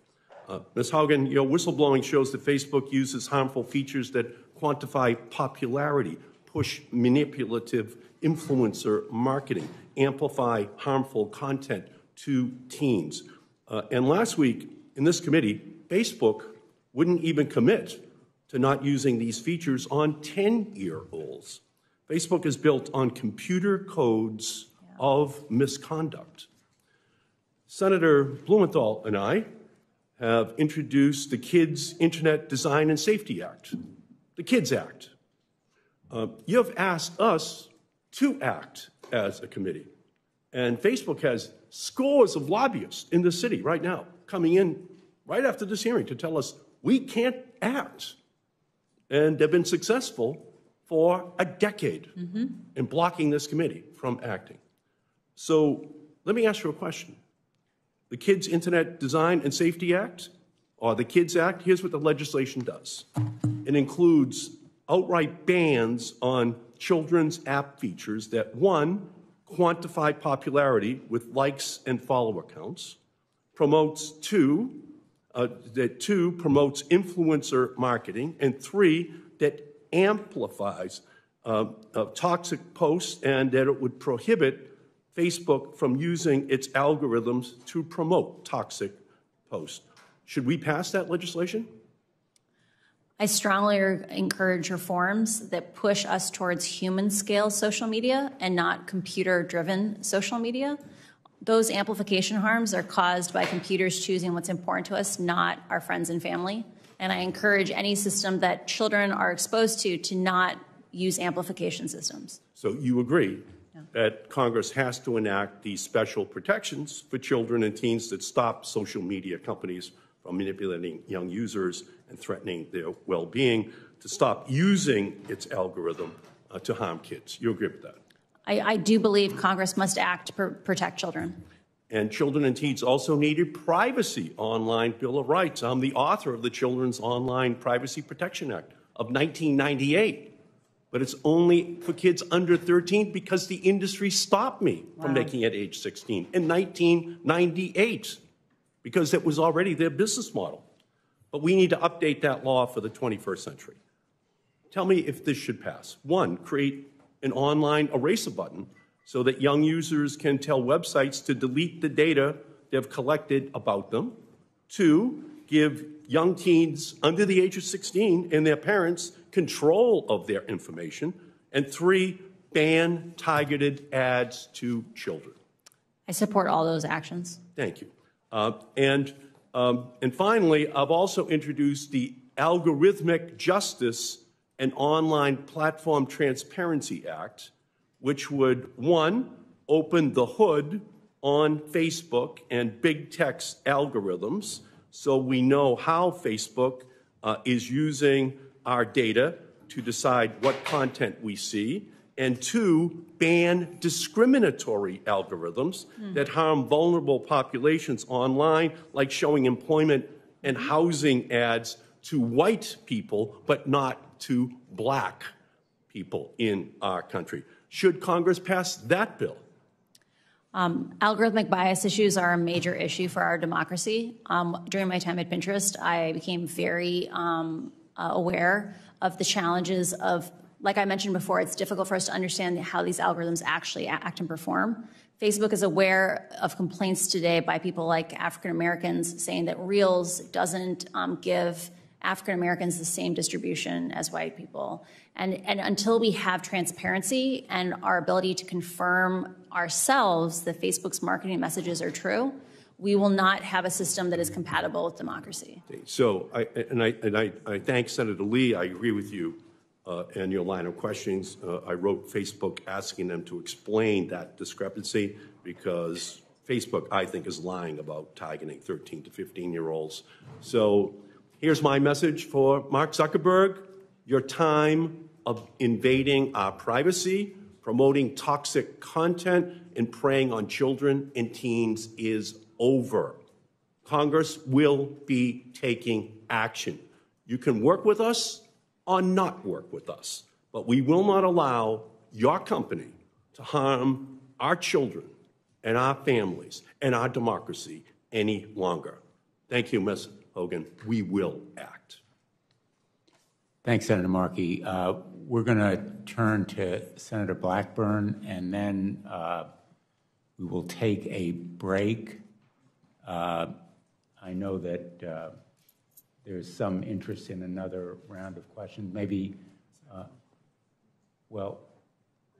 maybe we'll turn to Senator Lujan for his questions before. Well, we've got Cruz and Scott. And we have others, so we'll come back after the... Mr. Chairman? Yeah. I have to go to sit in the chair starting at noon today. Why don't we turn to... You had one question? I do. I have one question. This relates to what Mr. Markey was asking. Does Facebook ever employ child psychologists or mental health professionals to deal with these children online issues that we're discussing? Facebook has many researchers with PhDs. I assume some of them are, I know that some have psychology degrees. I'm not sure if they are child specialists. Facebook also works with external agencies that are specialists at children's rights online. Senator Lujan, and then at the conclusion of Senator Lujan's questions, we'll take a break. We'll come back at noon. Thank you, Mr. Chairman, and I appreciate the indulgence of the committee. Ms. Haugen, last week, the committee heard directly from Ms. Davis, the global head of safety for Facebook. During the hearing, the company contested their own internal research as if it does not exist. Yes or no, does Facebook have internal research indicating that Instagram harms teens, particularly harming perceptions of body image, which disproportionately affects young women? Yes, Facebook has extensive research on the impacts of its products on teenagers, including young women. Thank you for confirming these reports. Last week, I requested Facebook make the basis of this research the data set minus any personally identifiable information available to this committee.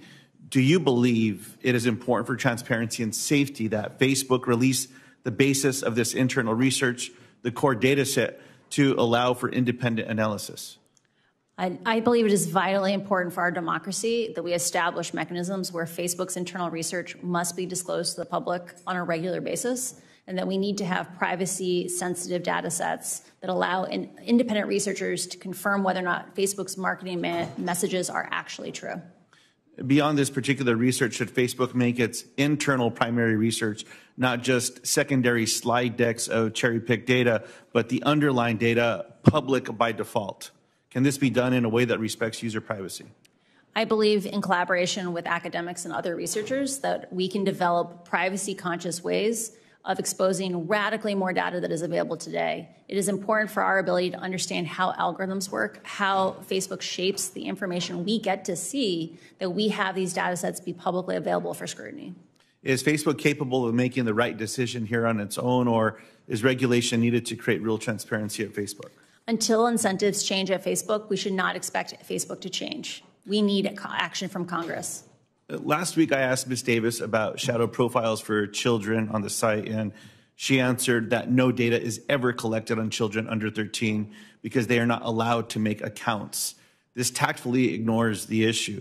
Facebook knows children use their platform. However, instead of seeing this as a problem to be solved, Facebook views this as a business opportunity. Yes or no, does Facebook conduct research on children under 13, examining the business opportunities of connecting these young children to Facebook's products? I want to emphasize how vital it is that Facebook should have to publish the mechanisms by which it tries to detect these children, because they are on the platform in far greater numbers than anyone is aware. I do believe that, or I am aware that Facebook is doing research on children under the age of 13, and those studies are included in my disclosure. You have shared your concerns about how senior management at Facebook has continuously prioritized revenue over potential user harm and safety. And I have a few questions on Facebook's decision-making.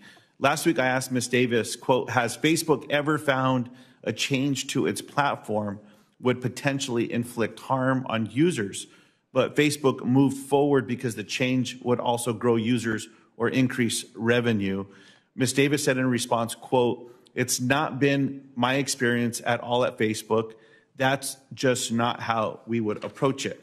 Yes or no, has Facebook ever found a feature on its platform harmed its users, but the feature moved forward because it would also grow users or increase revenue? Facebook likes to paint that these issues are really complicated. There are lots of simple issues. For example, requiring someone to click through on a link before you reshare it. That's not a large imposition, but it does decrease growth a tiny little amount, because in some countries, reshares make up 35% of all the content that people see.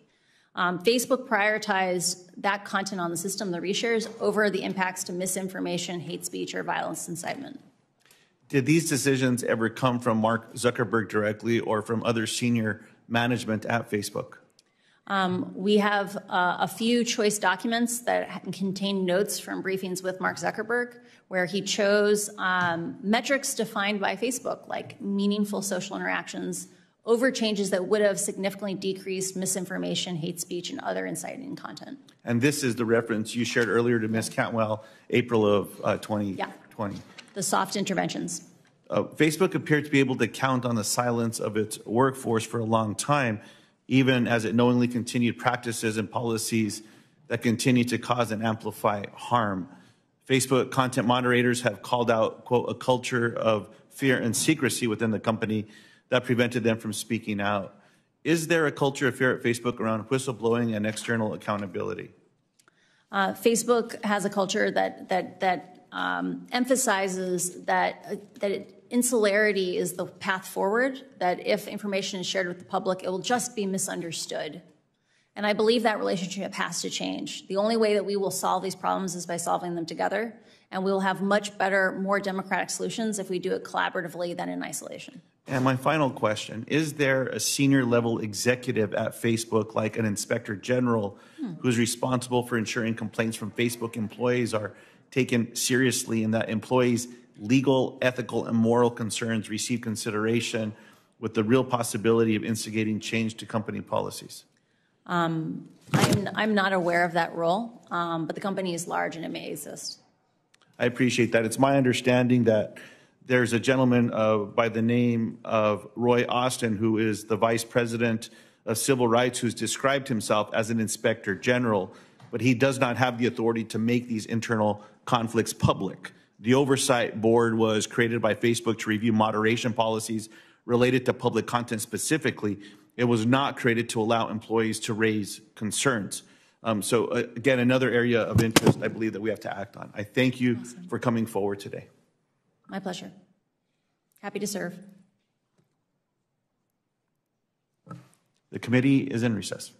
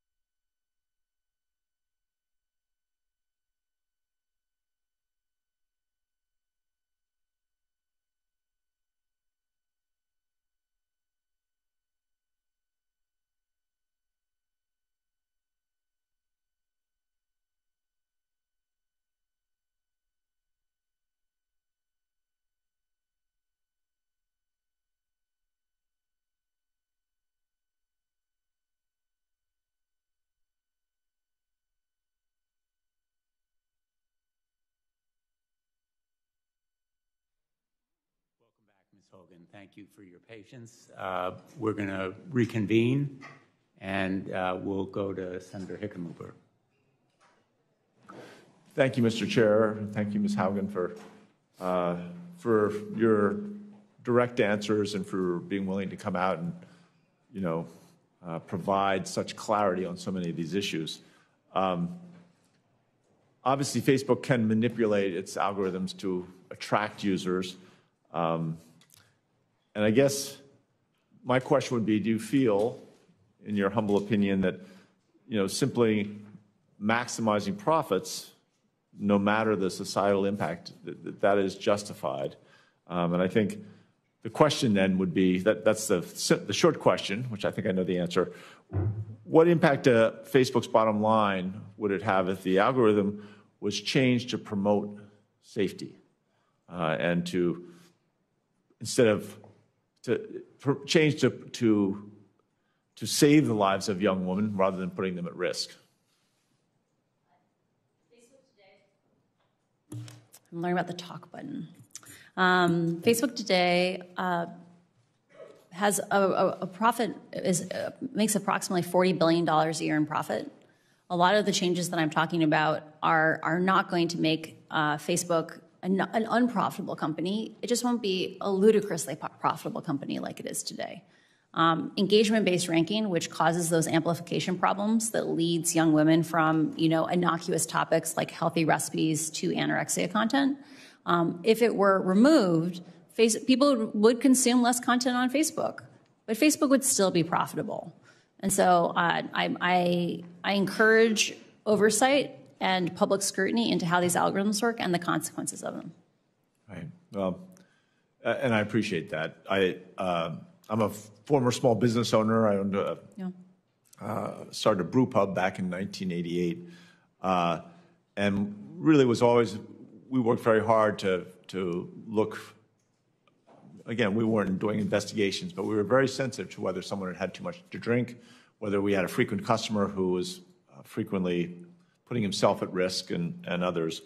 Obviously, I think the Facebook business model puts, poses risk to youth and to teens.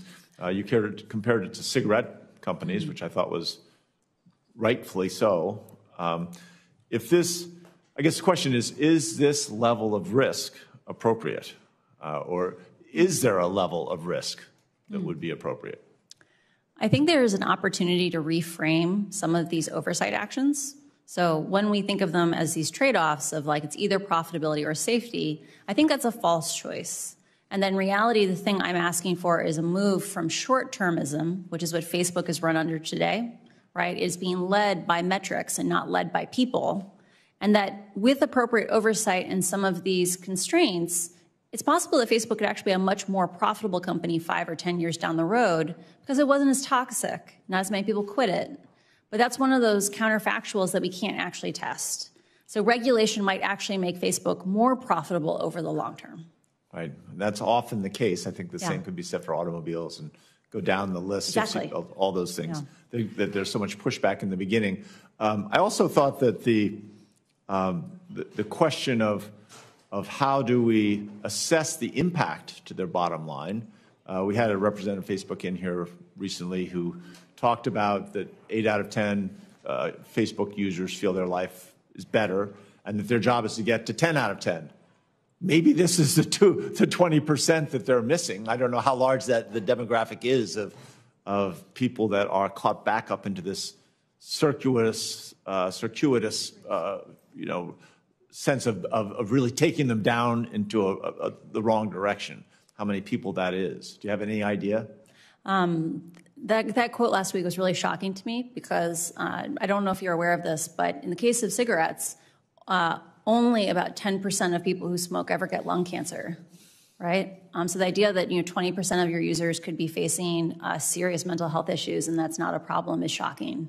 I also want to emphasize for people that eating disorders are serious, right? There are going to be women walking around this planet in 60 years with brittle bones because of choices that Facebook made around emphasizing profit today. Or there are going to be women when they're in 20 years who want to have babies who can't because they're infertile as a result of eating disorders today. They're serious. And I think there's an opportunity here for having public oversight and public involvement, especially in matters that impact children. Great. Well, thank you for being so direct on this and for stepping forward. I yield back the floor, Chair. Thanks, Senator Hickenlooper. Senator Cruz. Thank you, Mr. Chairman. Ms. Haugen, welcome. Thank you for your testimony. When it concerns Facebook, there are a number of concerns that this committee and Congress has been focused on. Two of the biggest have been Facebook's intentional targeting of kids with content that is harmful to the children. And then secondly, and a discrete issue, is the pattern of Facebook and social media engaging in political censorship. I want to start with the first issue, targeting kids. As you're aware, and as indeed the documents that you provided indicated, Facebook, according to the public reporting on it, Facebook's internal reports found that Instagram makes, quote, body image issues worse for 1 in 3 teen girls. And additionally, it showed that, quote, 13% of British users and 6% of American users trace their desire to kill themselves to Instagram. Is that a fair and accurate characterization of what Facebook's research concluded? I only know what I read in the documents that were included in my disclosure. That is an accurate description of the ones that I have read. Because Facebook has not come forward with the total corpus of their known research, I don't know what their other things say. But yes, there is documents that say those things. So we had testimony last week in the Senate with a witness from Facebook who claimed that information was not accurate and needed to be in context. Now, of course, she wasn't willing to provide the context, the alleged mysterious context. Do you know of any context that would make those data anything other than horrifying and deeply disturbing? Engagement-based ranking and these processes of amplification, they impact all users of Facebook. The algorithms are very smart in the sense that they latch on to things that people want to continue to engage with. And unfortunately, in the case of teen girls and things like self-harm, they develop these feedback cycles where children are using Instagram as to self-soothe, but then are exposed to more and more content that makes them hate themselves. This is a thing where we can't say 80% of kids are okay. We need to say, how do we save all the kids? The Wall Street Journal reported that Mark Zuckerberg was personally aware of this research. Do you have any information one way or the other as to Mr. Zuckerberg's awareness of the research? We have one of the documents included in the disclosures, it details something called Project Daisy, which is an initiative to remove likes off of Instagram. The internal research showed that removing likes off Instagram is not effective as long as you leave comments on those posts. And yet the research directly presented to Mark Zuckerberg said, we should still pursue this as a feature to launch, even though it's not effective, because the government, journalists, and academics want us to do this. Like it would get us positive points with the public. That kind of duplicity is why we need to have more transparency, and why, if we want to have a system that is coherent with democracy, we must have public oversight from Congress. Do you know if Facebook, any of the research it conducted, attempted to quantify how many teenage girls may have taken their lives because of Facebook's products? I am not aware of that research. Do you know if Facebook made any changes when they got back that 13% of British users and 6% of American users traced their desire to kill themselves to Instagram? Do you know if they made any changes in response to that research to try to correct or mitigate that? I found it very surprising that when Antonia Davis was confronted with this research last week, she couldn't enumerate a 5-point plan, a 10-point plan of the actions that they took. I also find it shocking that once Facebook had this research, it didn't disclose it to the public, because this is the kind of thing that should have oversight from Congress. So when you were at Facebook, were there discussions about how to respond to this research? I did not work directly on issues concerning children. These are just documents that were freely available in the company, so I am not aware of that. Okay. Do you have thoughts as to what kind of changes Facebook could make to reduce or eliminate these harms? You mentioned earlier concerns around free speech. A lot of the things that I advocate for are around changing the mechanisms of amplification, not around picking winners and losers in the marketplace of ideas. The problems so explain what that means. Oh, sure. So like I mentioned before, like how on Twitter, if you have to click through on a link before you reshare it, small actions like that friction don't require picking good ideas and bad ideas. They just make the platform less twitchy, less reactive. And Facebook's internal research says that each one of those small actions dramatically reduces misinformation, hate speech, and violence inciting content on the platform. So, and we're running out of time, but on the second major topic of concern of Facebook, which is censorship, based on what you've seen, are you concerned about political censorship at Facebook and in big tech? I believe you cannot have a system that has as big an impact on society as Facebook does today with as little transparency as it does. I'm a strong proponent of chronological ranking, ordering by time with a little bit of spam demotion, because I think we don't want computers deciding what we focus on. We should have software that is human scaled, where humans have conversations together, not computers facilitating who we get to hear from. So how could we get more transparency? What would produce that? I strongly encourage the development of some kind of regulatory body that could work with academics, work with researchers, work with other government agencies to synthesize requests for data that are privacy conscious. This is an area that I'm really passionate about, because right now no one can force Facebook to disclose data. And Facebook has been stonewalling us, or even worse, they gave inaccurate data to researchers, as the scandal recently showed. What data should they turn over? My time's expired. So, for example, even data as simple as what integrity systems exist today and how well do they perform? Like, there are lots and lots of people who Facebook is conveying around the world that Facebook safety systems apply to their language, and those people aren't aware that they're using a raw, original, dangerous version of Facebook. Just basic actions like transparency would make a huge difference. Thank you. Thanks, Senator Cruz. Senator Loomis. Thank you, Mr. Chairman, and thank you for your testimony. If you were in my seat today instead of your seat, what documents or unanswered questions would you seek from Facebook, especially as it relates to children, but even generally speaking? I think any research regarding what Facebook does problematic use, i.e. the addictiveness of the product, is of vital importance. And anything around what Facebook knows about parents' lack of knowledge about the platform. I only know about the documents that I have seen, right? I did not work on teens or child safety myself. But in the documents that I read, Facebook articulates the idea that parents today are not aware of how dangerous Instagram is. And because they themselves did not live through these experiences, they can't coach their kids on basic safety things. And so, at a minimum, Facebook should have to disclose what it knows in that context. Okay, so we're trying to protect individuals' data that they're gathering, have data privacy, but have transparency in the manner in which the data is used.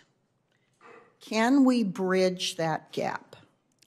Imagine, I think reasonable people can have a conversation on how many people need to see a piece of content before it's not really private.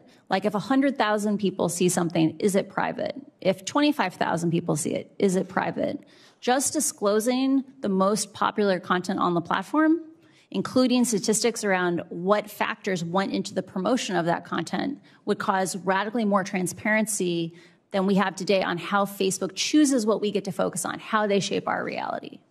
Okay, if our focus is protecting the First Amendment and our rights to free speech while very carefully regulating data privacy, I've heard there are a number of things that are being discussed in Congress. Everything from antitrust laws to calling Facebook a utility, to the idea that you just raised of a regulatory board of some sort that has authority to, through understanding of the algorithms and how they're used and other mechanisms that create what we see the face of Facebook, so to speak. Tell me a little more about how you envision that board working. What is in your mind, based on your understanding of the company and the ill consequences, what is the best approach to bridging the gap between keeping speech free and protecting individual privacy with regard to data? So I think those issues are, they're independent issues. So we can talk about free speech first, which is having more transparency. Like Facebook has solutions today that are not content-based. And I am a strong advocate for non-content-based solutions because those solutions will also then protect the most vulnerable people in the world. In a place like Ethiopia where they speak 6 languages, if you have something that focuses on good ideas and bad ideas, those systems don't work in diverse places. So investing in non-content-based ways to slow the platform down not only protects our freedom of speech, it protects people's lives. The second question is around privacy, and this question of how can we have oversight and have privacy. There is lots and lots of research on how to abstract data sets, so you're not showing people's names. You might not even be showing the content of their post. You might be showing data that is about the content of their post, but not the post itself. There are many ways to structure these data sets that are privacy conscious, and the fact that Facebook has walled off the ability to see even basic things about how the platform performs, or in the case of their past academic research, releasing inaccurate data, or not being clear about how they pulled that data, is just part of a pattern of behavior of Facebook hiding behind walls and operating in the shadows. And they have far too much power in our society to be allowed to continue to operate that way. Well, I had heard you make the analogy earlier to the tobacco industry, and I think that that's an appropriate analogy. I really believe we're searching for the best way to address the problem. And I'm not sure that it is the heavy hands, like breaking up companies or calling them a utility, which is why your approach of integrating people who understand the math and the uses of the math with protecting privacy is intriguing to me. So the more information that you can provide to us about how that might work to actually address the problem, I think would be helpful. So in my case, this is an invitation to you to provide to my office or the committee information about how we can get at the root of the problem that you've identified and can document, and save people's privacy. So I extend that invitation to you, and I thank you for your testimony. Mr. Chairman, I yield back. Thanks, Senator Lummis. Senator Sullivan.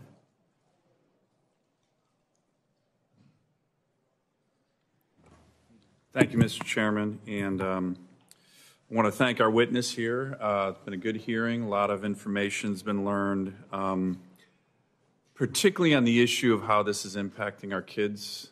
I think we're going to look back 20 years from now, and all of us are going to be like, what in the hell were we thinking? When we recognize the damage that it's done to a generation of kids. Do you agree with that, Ms. Haugen?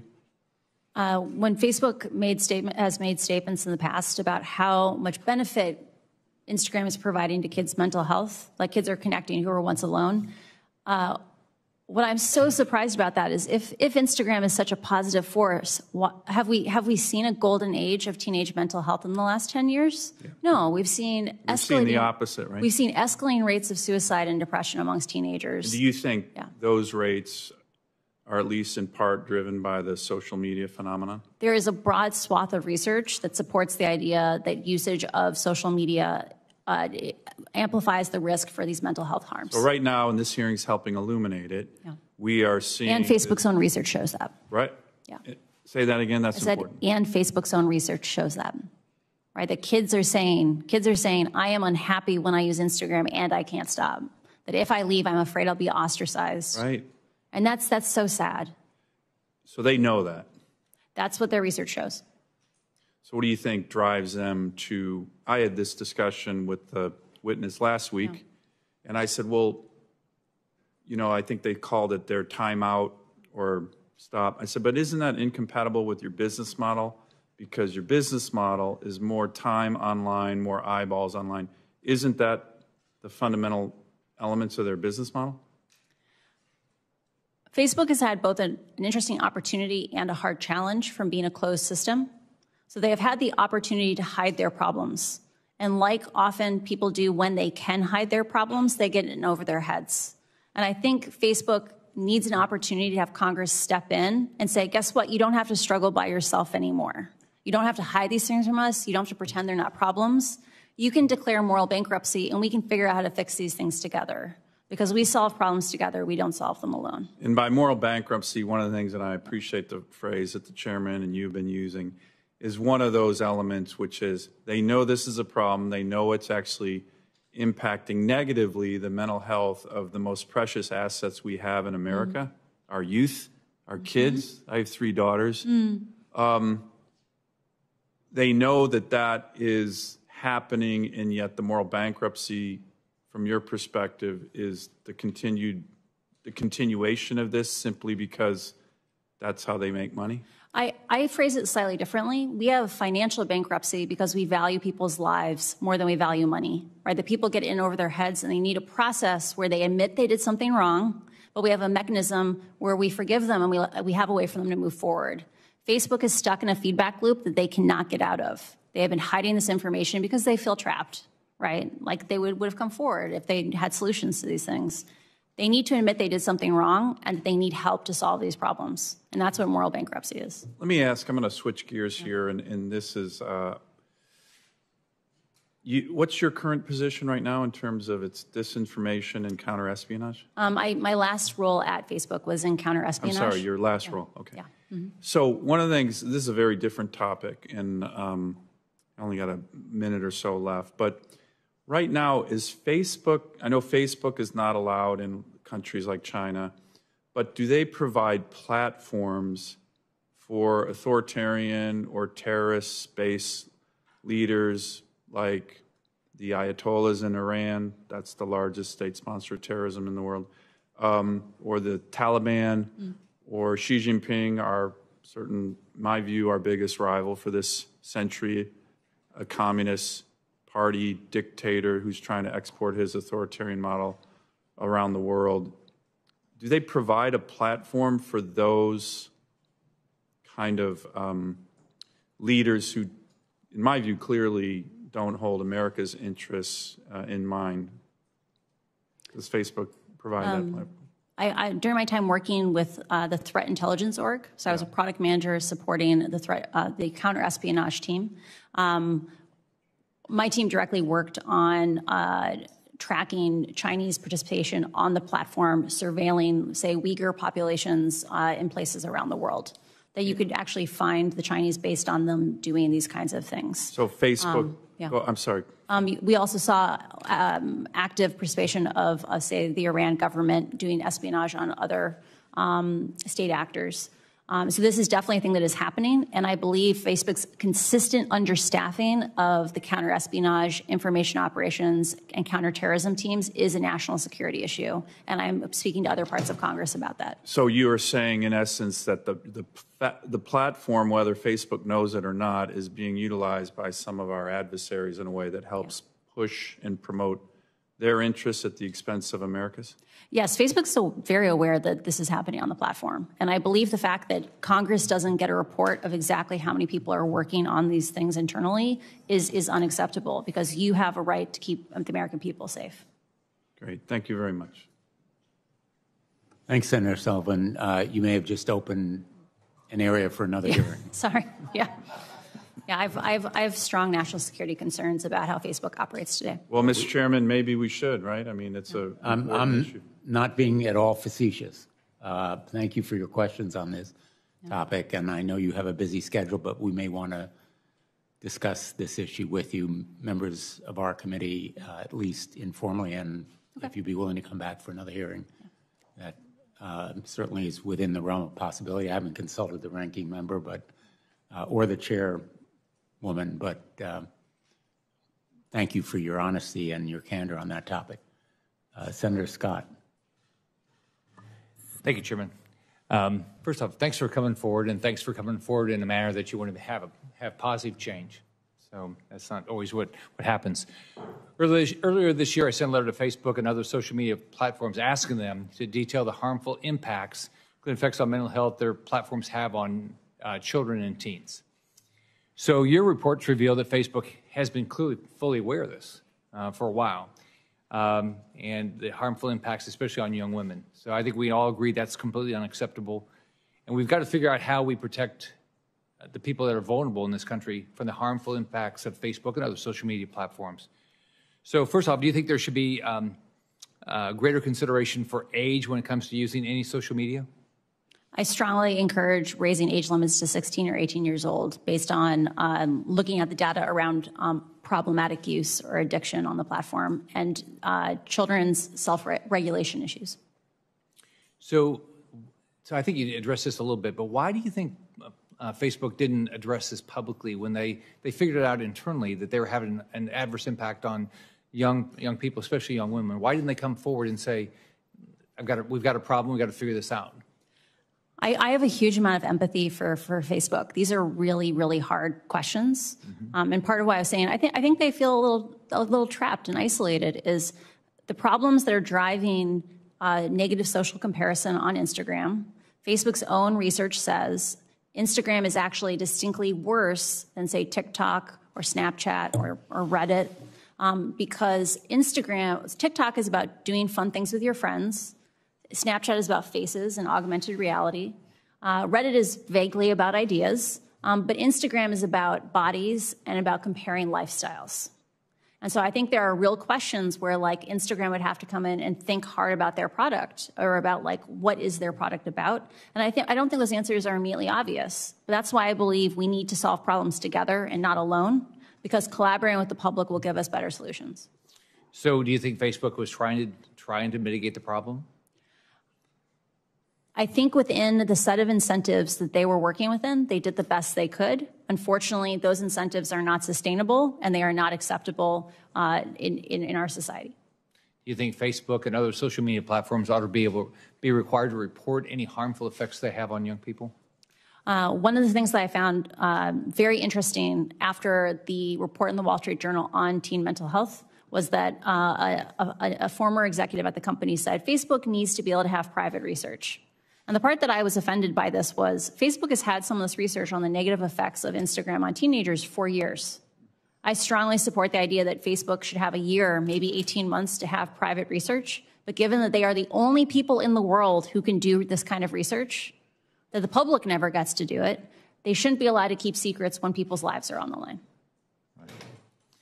So, because to be clear, if they make $40 billion a year, they have the resources to solve these problems. They're choosing not to solve them. Yeah. Didn't that surprise you? They wouldn't put more effort into this? I know. Because you know it's going to catch up with them eventually, right? Yeah. Like I mentioned earlier to Senator Hickenlooper, right? Coming in and having oversight might actually make Facebook a more profitable company 5 or 10 years from now because toxicity, Facebook's own research shows they have something called an integrity holdout. These are people who don't get protections from integrity systems to see what happens to them. Right. And those people who deal with a more toxic, painful version of Facebook use Facebook less. And so one could reason a kinder, friendlier, more collaborative Facebook might actually have more users 5 years from now. So it's in everyone's interest. Do you think, I've got a bill, and there's a lot of bills that I think we've all talked about, but mine is called the Data Act. It's going to require express consent from users for large platforms to use algorithms on somebody. You agree with that? Shouldn't we consent before they get to take everything about us and go sell it? Pick how they send things to us? For selling personal data, that is an issue that I believe people should have substantially more control over. Most people are not well informed on what the personal costs of having their data sold are. And so I worry about pushing that choice back on individual consumers. In terms of should people consent to working with algorithms, I I worry that if Facebook is allowed to give users the choice of do you want an engagement-based newsfeed or do you want a chronological newsfeed, like ordered by time, maybe a little spam demotion, that people will choose the more addictive option, that engagement-based ranking, even if it is leading their daughters to eating disorders. All right. Thank you. Thanks, Senator Scott. I think we have concluded the first round, unless we're missing someone who is online and not hearing anyone. Let's go to the second round. Thank you again for your patience. I know you have a hard stop, I think, at 1:30, so we'll be respectful of that limitation. And I'll begin by asking a few questions. First, let me say, Senator Klobuchar very aptly raised with you the principal obstacle to our achieving legislative reform in the past, which is the tons of money spent on lobbyists and other kinds of influence peddling, to use a pejorative word, that is so evident here in the United States Congress. Some of it's dark money, some of it is very overt, but I guess the point I'd like to make to you personally is that your being here really sends a profound message to our nation that one person can really make a difference.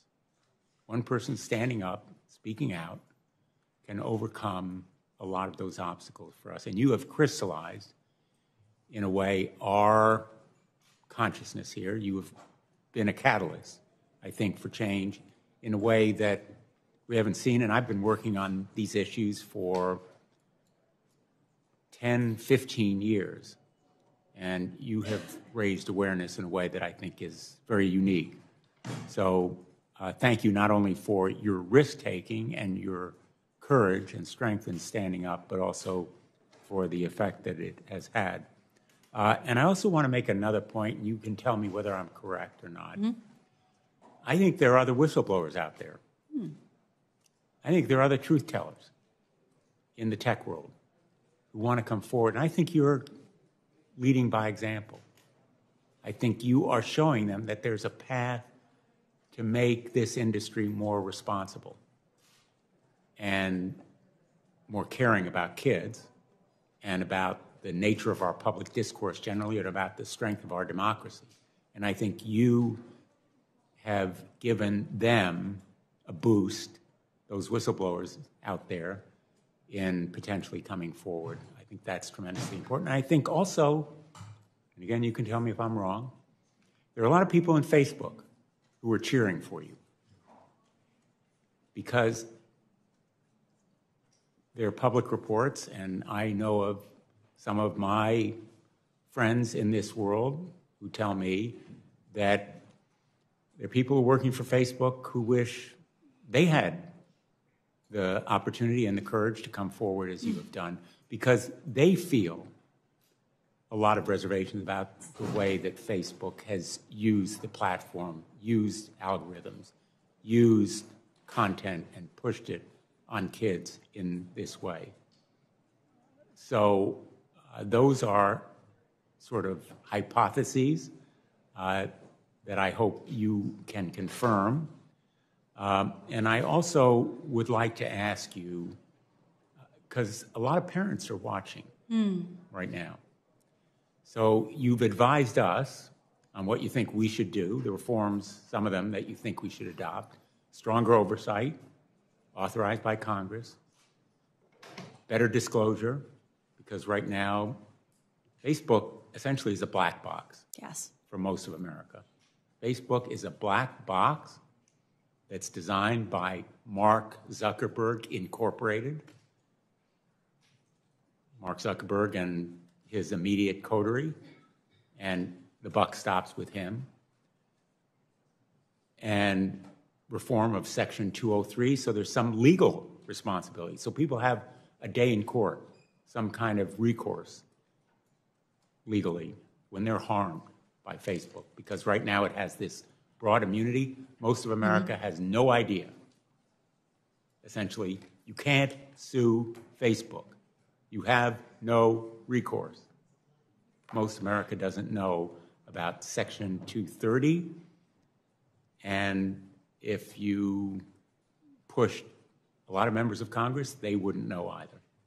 It's actually slightly worse than that. Facebook made a statement in a legal proceeding recently where they said they had the right to mislead the court because they had immunity, right? That 230 gave them immunity, so why should they have to tell the truth about what they're showing? Which is kind of shocking. Well, it is shocking to a lawyer, Yeah. Which some of us are. It's also utter disregard and contempt for the rule of law and for the very legal structure that gives them that kind of protection. So it's kind of a new low in corporate conduct, at least in court. So you've provided us with some of the reforms that you think are important, and I think that the oversight goes a long way because it in turn would make public a lot of what is going on in this black box. But for now, since a lot of teens and tweens will be going home tonight, as you've said, to endure the bullying, the eating disorders, the invitations, anxiety, they have to live with the real world as it exists right now. And they will be haunted for their lifetimes by these experiences. What would you tell parents right now? What would you advise them about what they can do? Because they need more tools. And some of the proposals that have been mentioned here would give parents more tools to protect their children. Right now, a lot of parents tell me they feel powerless. They need more information. They're way behind their kids in their adeptness online. And they feel that they need to be empowered in some way to protect their kids in the real world right now in real time. So I offer you that open-ended opportunity to talk to us a little bit about your thoughts. Very rarely do you have one of these generational shifts where the generation that leads, like parents who guide their children, have such a different set of experiences that they don't have the context to support their children in a safe way. There is an active need for schools or maybe the National Institutes of Health to make established information where if parents want to learn on how they can support their kids, it should be easy for them to know what is constructive and not constructive. Because Facebook's own research says kids today feel like they are struggling alone with all these issues because their parents can't guide them. And one of the things I'm saddest when I look on Twitter is when people blame the parents for these problems with Facebook. They say, just take your kid's phone away. And the reality is those issues are a lot more complicated than that. And so we need to support parents because right now, if Facebook won't protect the kids, we at least need to help the parents to protect the kids. If parents are anguished. They are. About this issue. Parents are hardly uncaring. They need the tools. They need to be empowered. And I think that the major encouragement for reforms is going to come from those parents. And you have pointed out, I think in general, but I'd like you to just confirm for me, this research and the documents containing that research is not only findings and conclusions, it's also recommendations for changes. What I hear you saying is that again and again and again, these recommendations were just rejected or disregarded, correct? There is a pattern of behavior that I saw at Facebook, of Facebook choosing to prioritize its profits over people. And any time that Facebook faced even tiny hits to growth, like 0.1% of sessions, 1% of views, that it chose its profits over safety. And you mentioned, I think, bonuses tied to downstream MSIs. To core MSI, yeah. Could you explain what you meant? So MSI is meaningful social interaction. Facebook's internal governance is very much based around metrics. So Facebook is incredibly flat, to the point where they have the largest open floor plan office in the world. It's a quarter of a mile long and one room, right? They believe in flat. And instead of having internal governance, they have metrics that people try to move. In a world like that, it doesn't matter that we now have multiple years of data saying MSI may be encouraging bad content, might be making spaces where people are scared, where they are shown information that puts them at risk. It's so hard to dislodge a ruler like that, a yardstick, that you end up in the situation where, because no one is taking leadership, like no one is intentionally designing these systems, it's just many, many people running in parallel, all moving the metric, that these problems get amplified and amplified and amplified, and no one steps in to bring the solutions.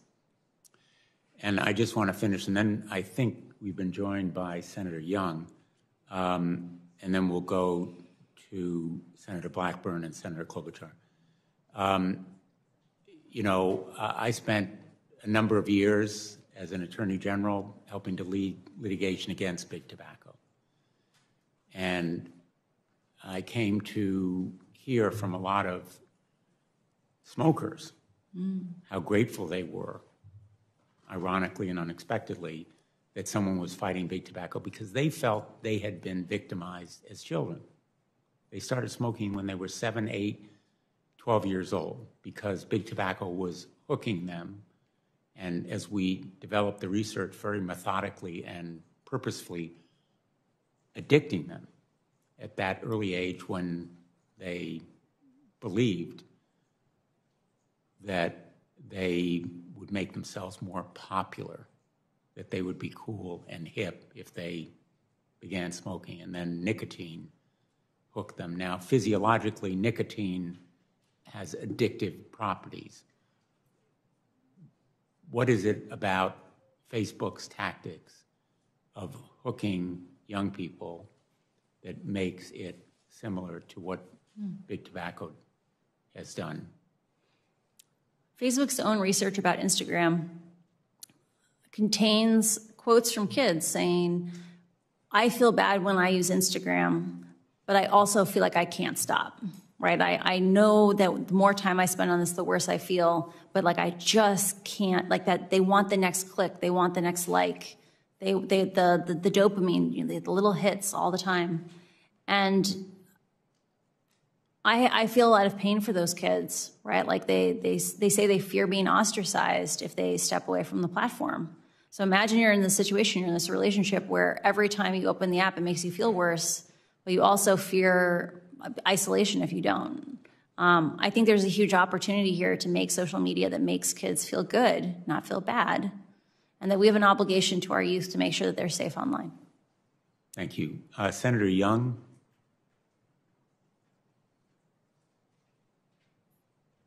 Jen, thank you for your compelling testimony.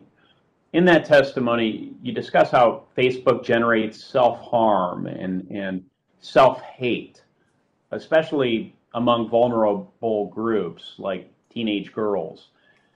I happen to be a father of 4 kids, 3 daughters, 2 of whom are teenagers, and as you just alluded to, most adults, myself included, I've never been a teenager during the age of Facebook, Instagram, and these other social media platforms. And therefore, I think it can be really hard for many of us to fully appreciate the impact that certain posts may have, including, I would add, on a teen's mental health. So can you discuss the short and long-term consequences of body image issues on these platforms, please? The patterns that children establish in their teenage years live with them for the rest of their lives. The way they conceptualize who they are, how they conceptualize how they interact with other people, are patterns and habits that they will take with them as they become adults, as they themselves raise children. I'm very scared about the upcoming generation because when you and I interact in person and I say something mean to you and I see you wince or I see you cry, That makes me less likely to do it the next time, right? That's a feedback cycle. Online kids don't get those cues, and they learn to be incredibly cruel to each other, and they normalize it. And I'm scared of what will their lives look like where they grow up with the idea that it's okay to be treated badly by people who allegedly care about them. That's a scary future. Very scary future. And I see some evidence of that as to so many parents on a regular basis. Are there other specific issues of significant consequence that the general public may not be fully aware of that are impacting vulnerable groups that you just like to elevate during this testimony? One of the things that's hard for people who don't look at the data of social networks every day, it can be hard to conceptualize the distribution patterns of harms or just of usage. That there are these things called power laws. It means that a small number of users are extremely intensely engaged on any given topic, and most people are just lightly engaged. When you look at things like misinformation, Facebook knows that the people who are exposed to the most misinformation are people who are recently widowed, divorced, moved to a new city, are isolated in some other way. When I worked on civic misinformation, we discussed the idea of the misinformation burden, like the idea that when people are exposed to ideas that are not true over and over again, it erodes their ability to connect with the community at large because they no longer adhere to facts that are consensus reality. The fact that Facebook knows that its most vulnerable users, people who were recently widowed, like that they're isolated, that the systems that are meant to keep them safe, like demoting misinformation, stop working when people look at 2,000 posts a day, right? And it breaks my heart, the idea that these rabbit holes would suck people down and then make it hard to connect with others. So, Ms. Haugen, yeah. I desperately want to, which is the American impulse, I want to solve this problem. And I very much believe that Congress not only has a role, but has a responsibility to figure this out. I don't pretend to have all the answers. I would value your opinion, though, as to whether you believe that breaking up Facebook would solve any of the problems that you've discussed today. You think it would? So as an algorithmic specialist, so this is someone who designs algorithmic experiences, I'm actually against the breaking up of Facebook because even looking inside of just Facebook itself, so not even Facebook and Instagram, you see the problems of engagement-based ranking repeat themselves. So the problems here are about the design of algorithms of AI and the idea that AI is not intelligent. And if you break up Instagram and Facebook from each other, it's likely, so I used to work on Pinterest. And a thing that we faced from a business model perspective was that advertisers didn't want to learn multiple advertising platforms. That they wanted to learn, they got one platform for Instagram and Facebook and whatever, and learning a second one for Pinterest, Pinterest made radically fewer dollars per user. And what I'm scared of is right now, Facebook is the internet for lots of the world. If you go to Africa, the internet is Facebook. If you split Facebook and Instagram apart, it's likely that most advertising dollars will go to Instagram, and Facebook will continue to be this Frankenstein that is altering, that is endangering lives around the world, only now there won't be money to fund it. And so I think oversight and finding collaborative solutions with Congress is going to be key because these systems are going to continue to exist and be dangerous even if broken up. Thank you. Thanks, Senator Young. Yeah. Senator Blackburn. Thank you, Mr. Chairman. I have a text that was just put up by Facebook's spokesperson, Andy Stone. It says, just pointing out the fact that Frances Haugen did not work on child safety or Instagram or research these issues and has no direct knowledge of the topic from her work at Facebook. So I will simply say this to Mr. Stone. If Facebook wants to discuss their targeting of children, if they want to discuss their practices of privacy invasion or violations of the Children Online Privacy Act, I am extending to you an invitation to step forward, be sworn in, and testify before this committee. We would be pleased to hear from you and welcome your testimony. One quick question for you. What's the biggest threat to Facebook's existence? Is it greed? Is it regulators? Is it becoming extinct or obsolete for teenage users? What is the biggest threat to their existence? I think the fact that Facebook is driven so much by metrics and that these lead to a very heavy emphasis on short-termism, that every little individual decision may seem like it helps with growth, but if it makes it more and more toxic platform that people don't actually enjoy, like when they passed meaningful social interactions back in 2018, Facebook's own research said that users said it made it less meaningful, right? I think this aggregated set of short-term decisions endangers Facebook's future. Okay. But sometimes we need to pull it away from business as usual, help it write new rules if we want it to be successful in the future. So they can't see the forest for the trees. Yes, yes. Very well put. Thank you. And I know Senator Klobuchar is waiting, so I'll yield my time back, and I thank you.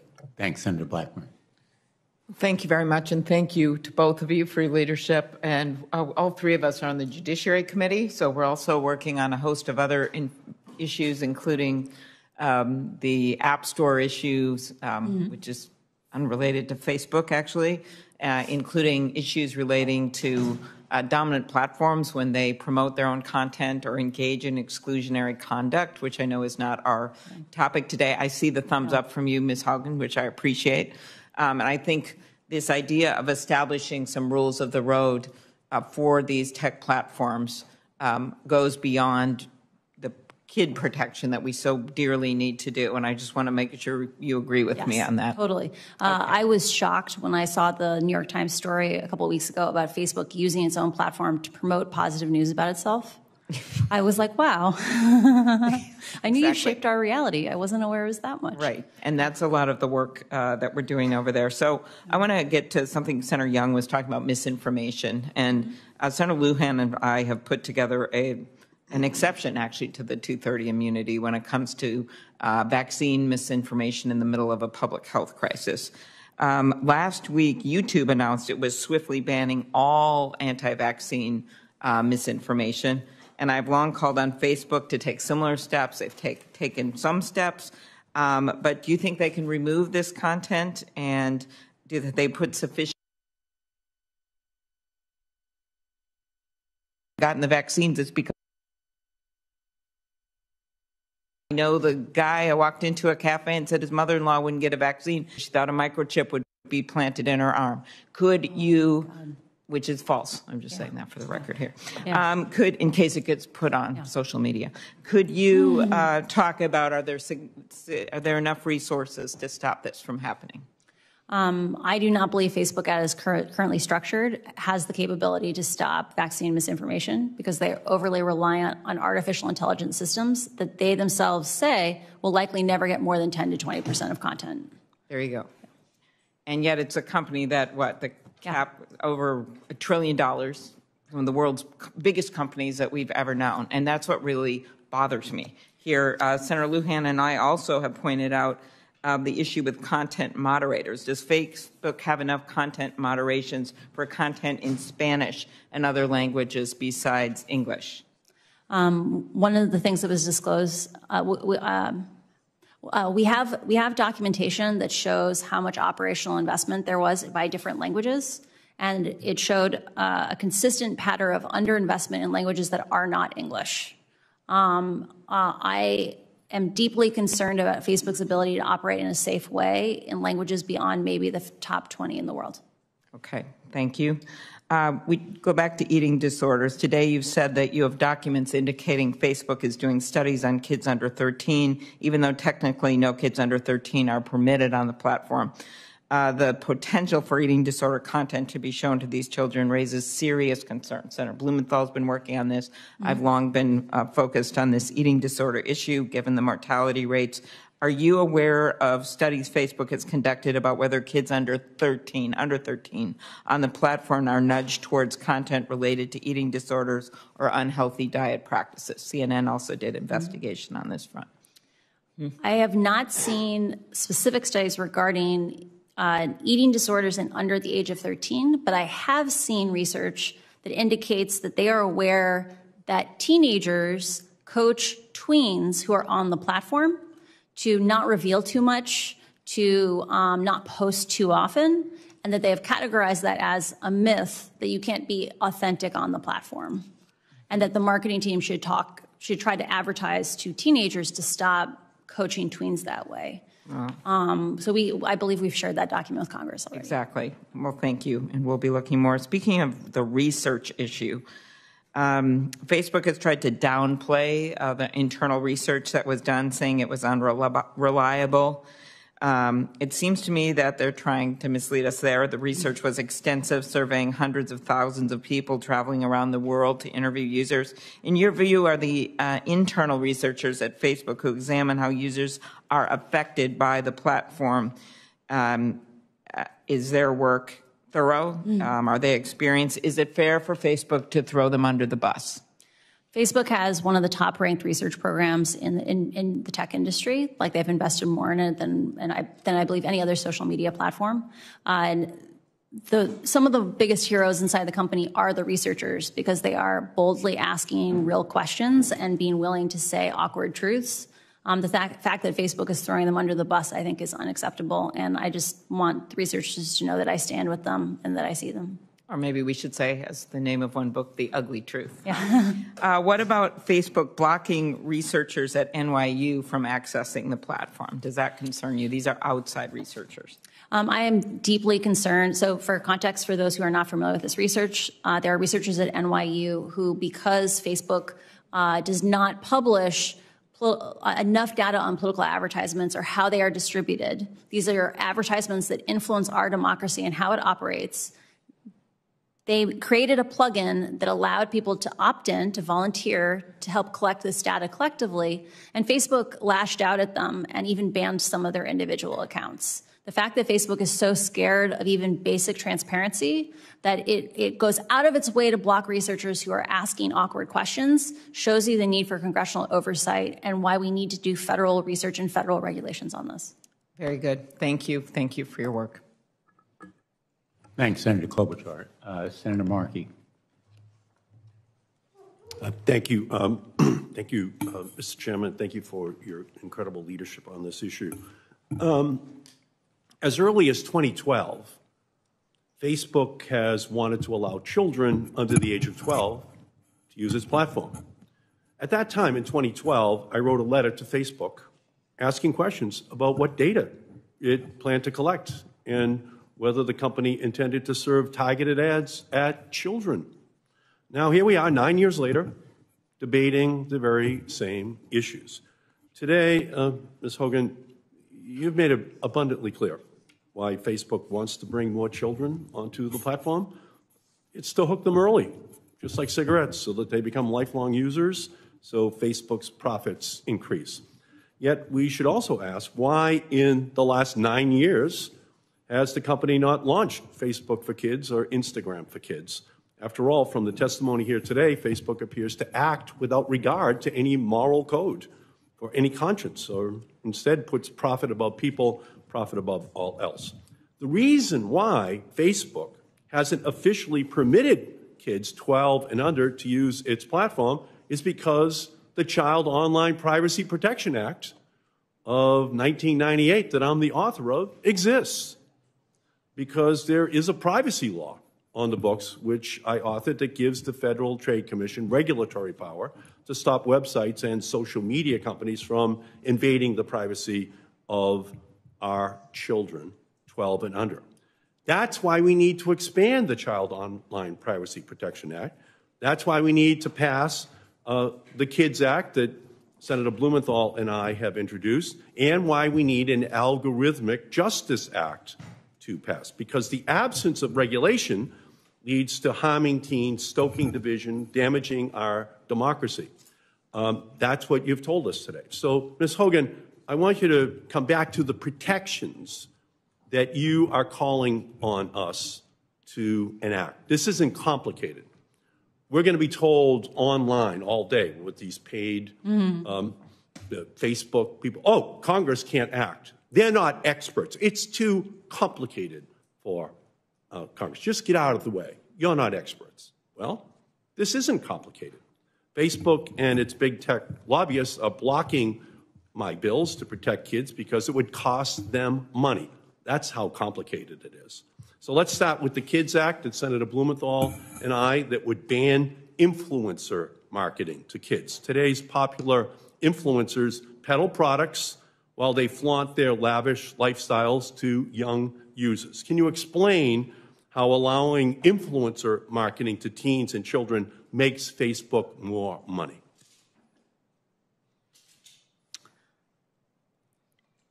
The business model that provides a great deal of the content on Instagram is one where people produce content for free. They put it on Instagram for free. No one's charged for it. But many of those content creators have sponsorships from brands or from other affiliate programs. Facebook needs those content creators to continue to make content so that we will view content and, in the process, view more ads. Facebook provides tools to support influencers who do influencer marketing because it gives them the supply of content that allows them to keep people on the platform, viewing more ads, making more money for them. Yeah, so I am actually the author of the 1990 Children's Television Act. What does that do? Well, it says to all the television networks in America, stop preying upon children. Stop using all of your power in order to try to get young children in our country hooked on the products that are going to be sold. We had to pass a law that banned television stations from doing this. That's why I knew that after my law passed in 1996 to break up the monopolies of the telecommunications industry and allow in the Googles and the Facebooks and all the other companies, you name it, that we would need a child privacy protection there because everyone would just move over to that new venue. It was pretty obvious. And of course, the industry said, no way we're going to have privacy laws for adults. And they blocked me from putting that on the books in 1996. But at least for children, I got up to age 12. That's all I could get out of the industry. But we also know that as time has moved on, they've become even more sophisticated so that the Kids Act is necessary to stop children and teen apps from being features such as likes and follower counts that quantify popularity. Ms. Haugen, can you explain how allowing these features that create an online popularity contest makes Facebook more money? Just to make sure, so I am only familiar with issues regarding teens from the research I have read of Facebook's. So I want to put that caveat in there. The research I have seen with regard to quantifiable popularity is that as long as comments are allowed, so this is not a quantitative thing, this is just comments, as long as comments are still on posts on Instagram, just taking likes off Instagram doesn't fix the social comparison problem. That, you know, teenage girls are smart. They see that Sally is prettier than them. Her pictures are really good. She gets tons of comments. They don't get very many comments, right? And so I do think we need larger interventions than just removing quantitative measures. Facebook has a product that is very attractive. The reason why they have the study of problematic use is because it is kind of addictive. And those kinds of things, like having lots of little feedback loops, keeps kids engaged. And like I mentioned earlier, part of why Facebook switched over to meaningful social interactions was it found that if you got more likes, more comments, more reshares, you produced more content. And so having those systems of little rewards makes people produce more content, which means we view more content and we view more ads, which makes them more money. Okay, and the Kids Act that Senator Blumenthal and I are advocating for also prohibits amplification of dangerous and violent content to children and teens. Can you explain how algorithms pushing that dangerous content makes Facebook more money? I don't think Facebook ever set out to intentionally promote divisive, extreme, polarizing content. I do think, though, that they are aware of the side effects of the choices they have made around amplification, and they know that algorithmic-based ranking, so engagement-based ranking, keeps you on their sites longer. You have longer sessions, you show up more often, and that makes them more money. So do you believe we have to ban all features that quantify popularity as a starting point in legislation? As I covered before, the internal research I've seen is that removing things like likes alone, if you don't remove things like comments, doesn't have a huge impact on social comparison. So I do believe we need to have a more integrated solution for these issues. Okay. Should we ban targeted advertisements to children? I strongly encourage banning targeted advertisements to children. And we need to have oversight in terms of, I think the algorithms will likely still learn the interests of kids and match ads to those kids, even if the advertiser can't articulate, I want to target on this interest. Right. How much money does Facebook make from targeting children? I don't know what fraction of their revenue comes from children. Okay, so ultimately children are not commodities. No. They've always been given, historically, special protections. That's what the Children's Television Act of 1990 is all about.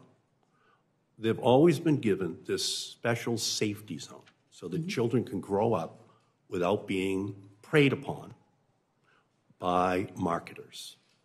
When I was a boy and the salesman would knock on the front door, my mother would just say, "Tell him I'm not home. That man is not getting into our living room." Well, I would say to my mother, "But you are home." "Not to him," she would say. Well, we need to give parents the ability just to say, no one's home for you and your company and your attempts to prey upon children, to get into our living room. That's our moment in history. And we have to make sure that we respond to the challenge. Thank you, Mr. Chairman. Thank you, Senator Markey, and my thanks to Senator Markey for his leadership over many years on protecting children. As you've heard, he was a champion in the House of Representatives before coming here, well before I was in the United States Senate, but around the time I was elected Attorney General, I've been very pleased and honored to work with him on legislation now going forward, and I join him in thanking you. I have just a few concluding questions, and I seem to be the last one left standing here, so the good news is I don't think we'll have others, but as you may know, you do know, my office created an Instagram user identified as a 13-year-old girl. She followed a few easily identifiable accounts on weight loss, dieting, eating disorders, and she was deluged, literally, within a day of content pushed to her by algorithms that, in effect, promoted self-injury and eating disorders. Are you surprised by that fact? I'm not surprised by that fact. Facebook has internal research where they have done even more gentle versions of that experiment, where they have started from things like interest in healthy recipes, so not even extreme dieting. And because of the nature of engagement-based ranking and amplification of interests, that imaginary user was pushed, or that real account was pushed towards extreme dieting and pro-anorexia content very rapidly. And that's the algorithm. That's the algorithm. That algorithm could be changed. The algorithm definitely could be changed. I have firsthand experience from having worked at Pinterest. Pinterest used to be an application that was heavily based just on you follow certain people's pins, and those are put into your feed. And over time, it grew to be much, much more heavily based on recommendations, that the algorithm would figure out, what are you interested in? You can have wonderful experiences that are based on human interactions. So these are human scale technologies, not computers choosing what we focus on. So the average parent listening here, worried about their daughter or son being deluged with these kinds of content, would want that kind of algorithm changed, I would think, and would welcome the oversight that you're recommending. I believe parents deserve more options and more choices. And today they don't know even what they could be asking for. I just received by text, literally about 15 minutes ago, a message from someone in Connecticut. And I'm going to read it to you. It's from a dad. I'm in tears right now watching your interaction with Frances Haugen. My 15-year-old daughter loved her body at 14, was on Instagram constantly, and maybe posting too much. Suddenly she started hating her body dysmorphia, now anorexia, and was in deep, deep trouble before we found treatment. I fear she'll never be the same. I'm brokenhearted. I think people tend to lose sight of the real-world impact here. And I think that's the reason that you're here. I'd just like to invite you, if you have any words to those other employees at big tech, the workers who may be troubled by the misconduct or unethical conduct that they see, what you would tell them.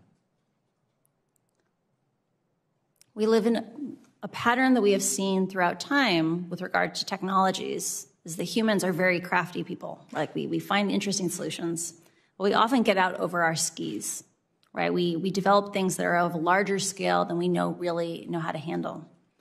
And what we have done in the past is when we see this happen, we take a step back and we find institutions and we find frameworks for doing these things in a safe way. We live in a moment where whistleblowers are very important because these technological systems are walled off. They are very complicated. They're things that you need to be a specialist to really understand the consequences of. And the fact that we've been having the exact same kinds of false choice discussions about what to do about Facebook, is it about privacy or oversight? Is it about censorship or safety? Like the fact that we're being asked these false choices is just an illustration of what happens when the real solutions are hidden inside of companies. We need more tech employees to come forward through legitimate channels like the SEC or Congress to make sure that the public has the information they need in order to have technologies be human-centric, not computer-centric. Thank you. On that note, we'll conclude. Thank you for an extraordinary testimony. I think that anybody watching would be impressed and much better informed. And you've done America a real public service, I think. Thank you.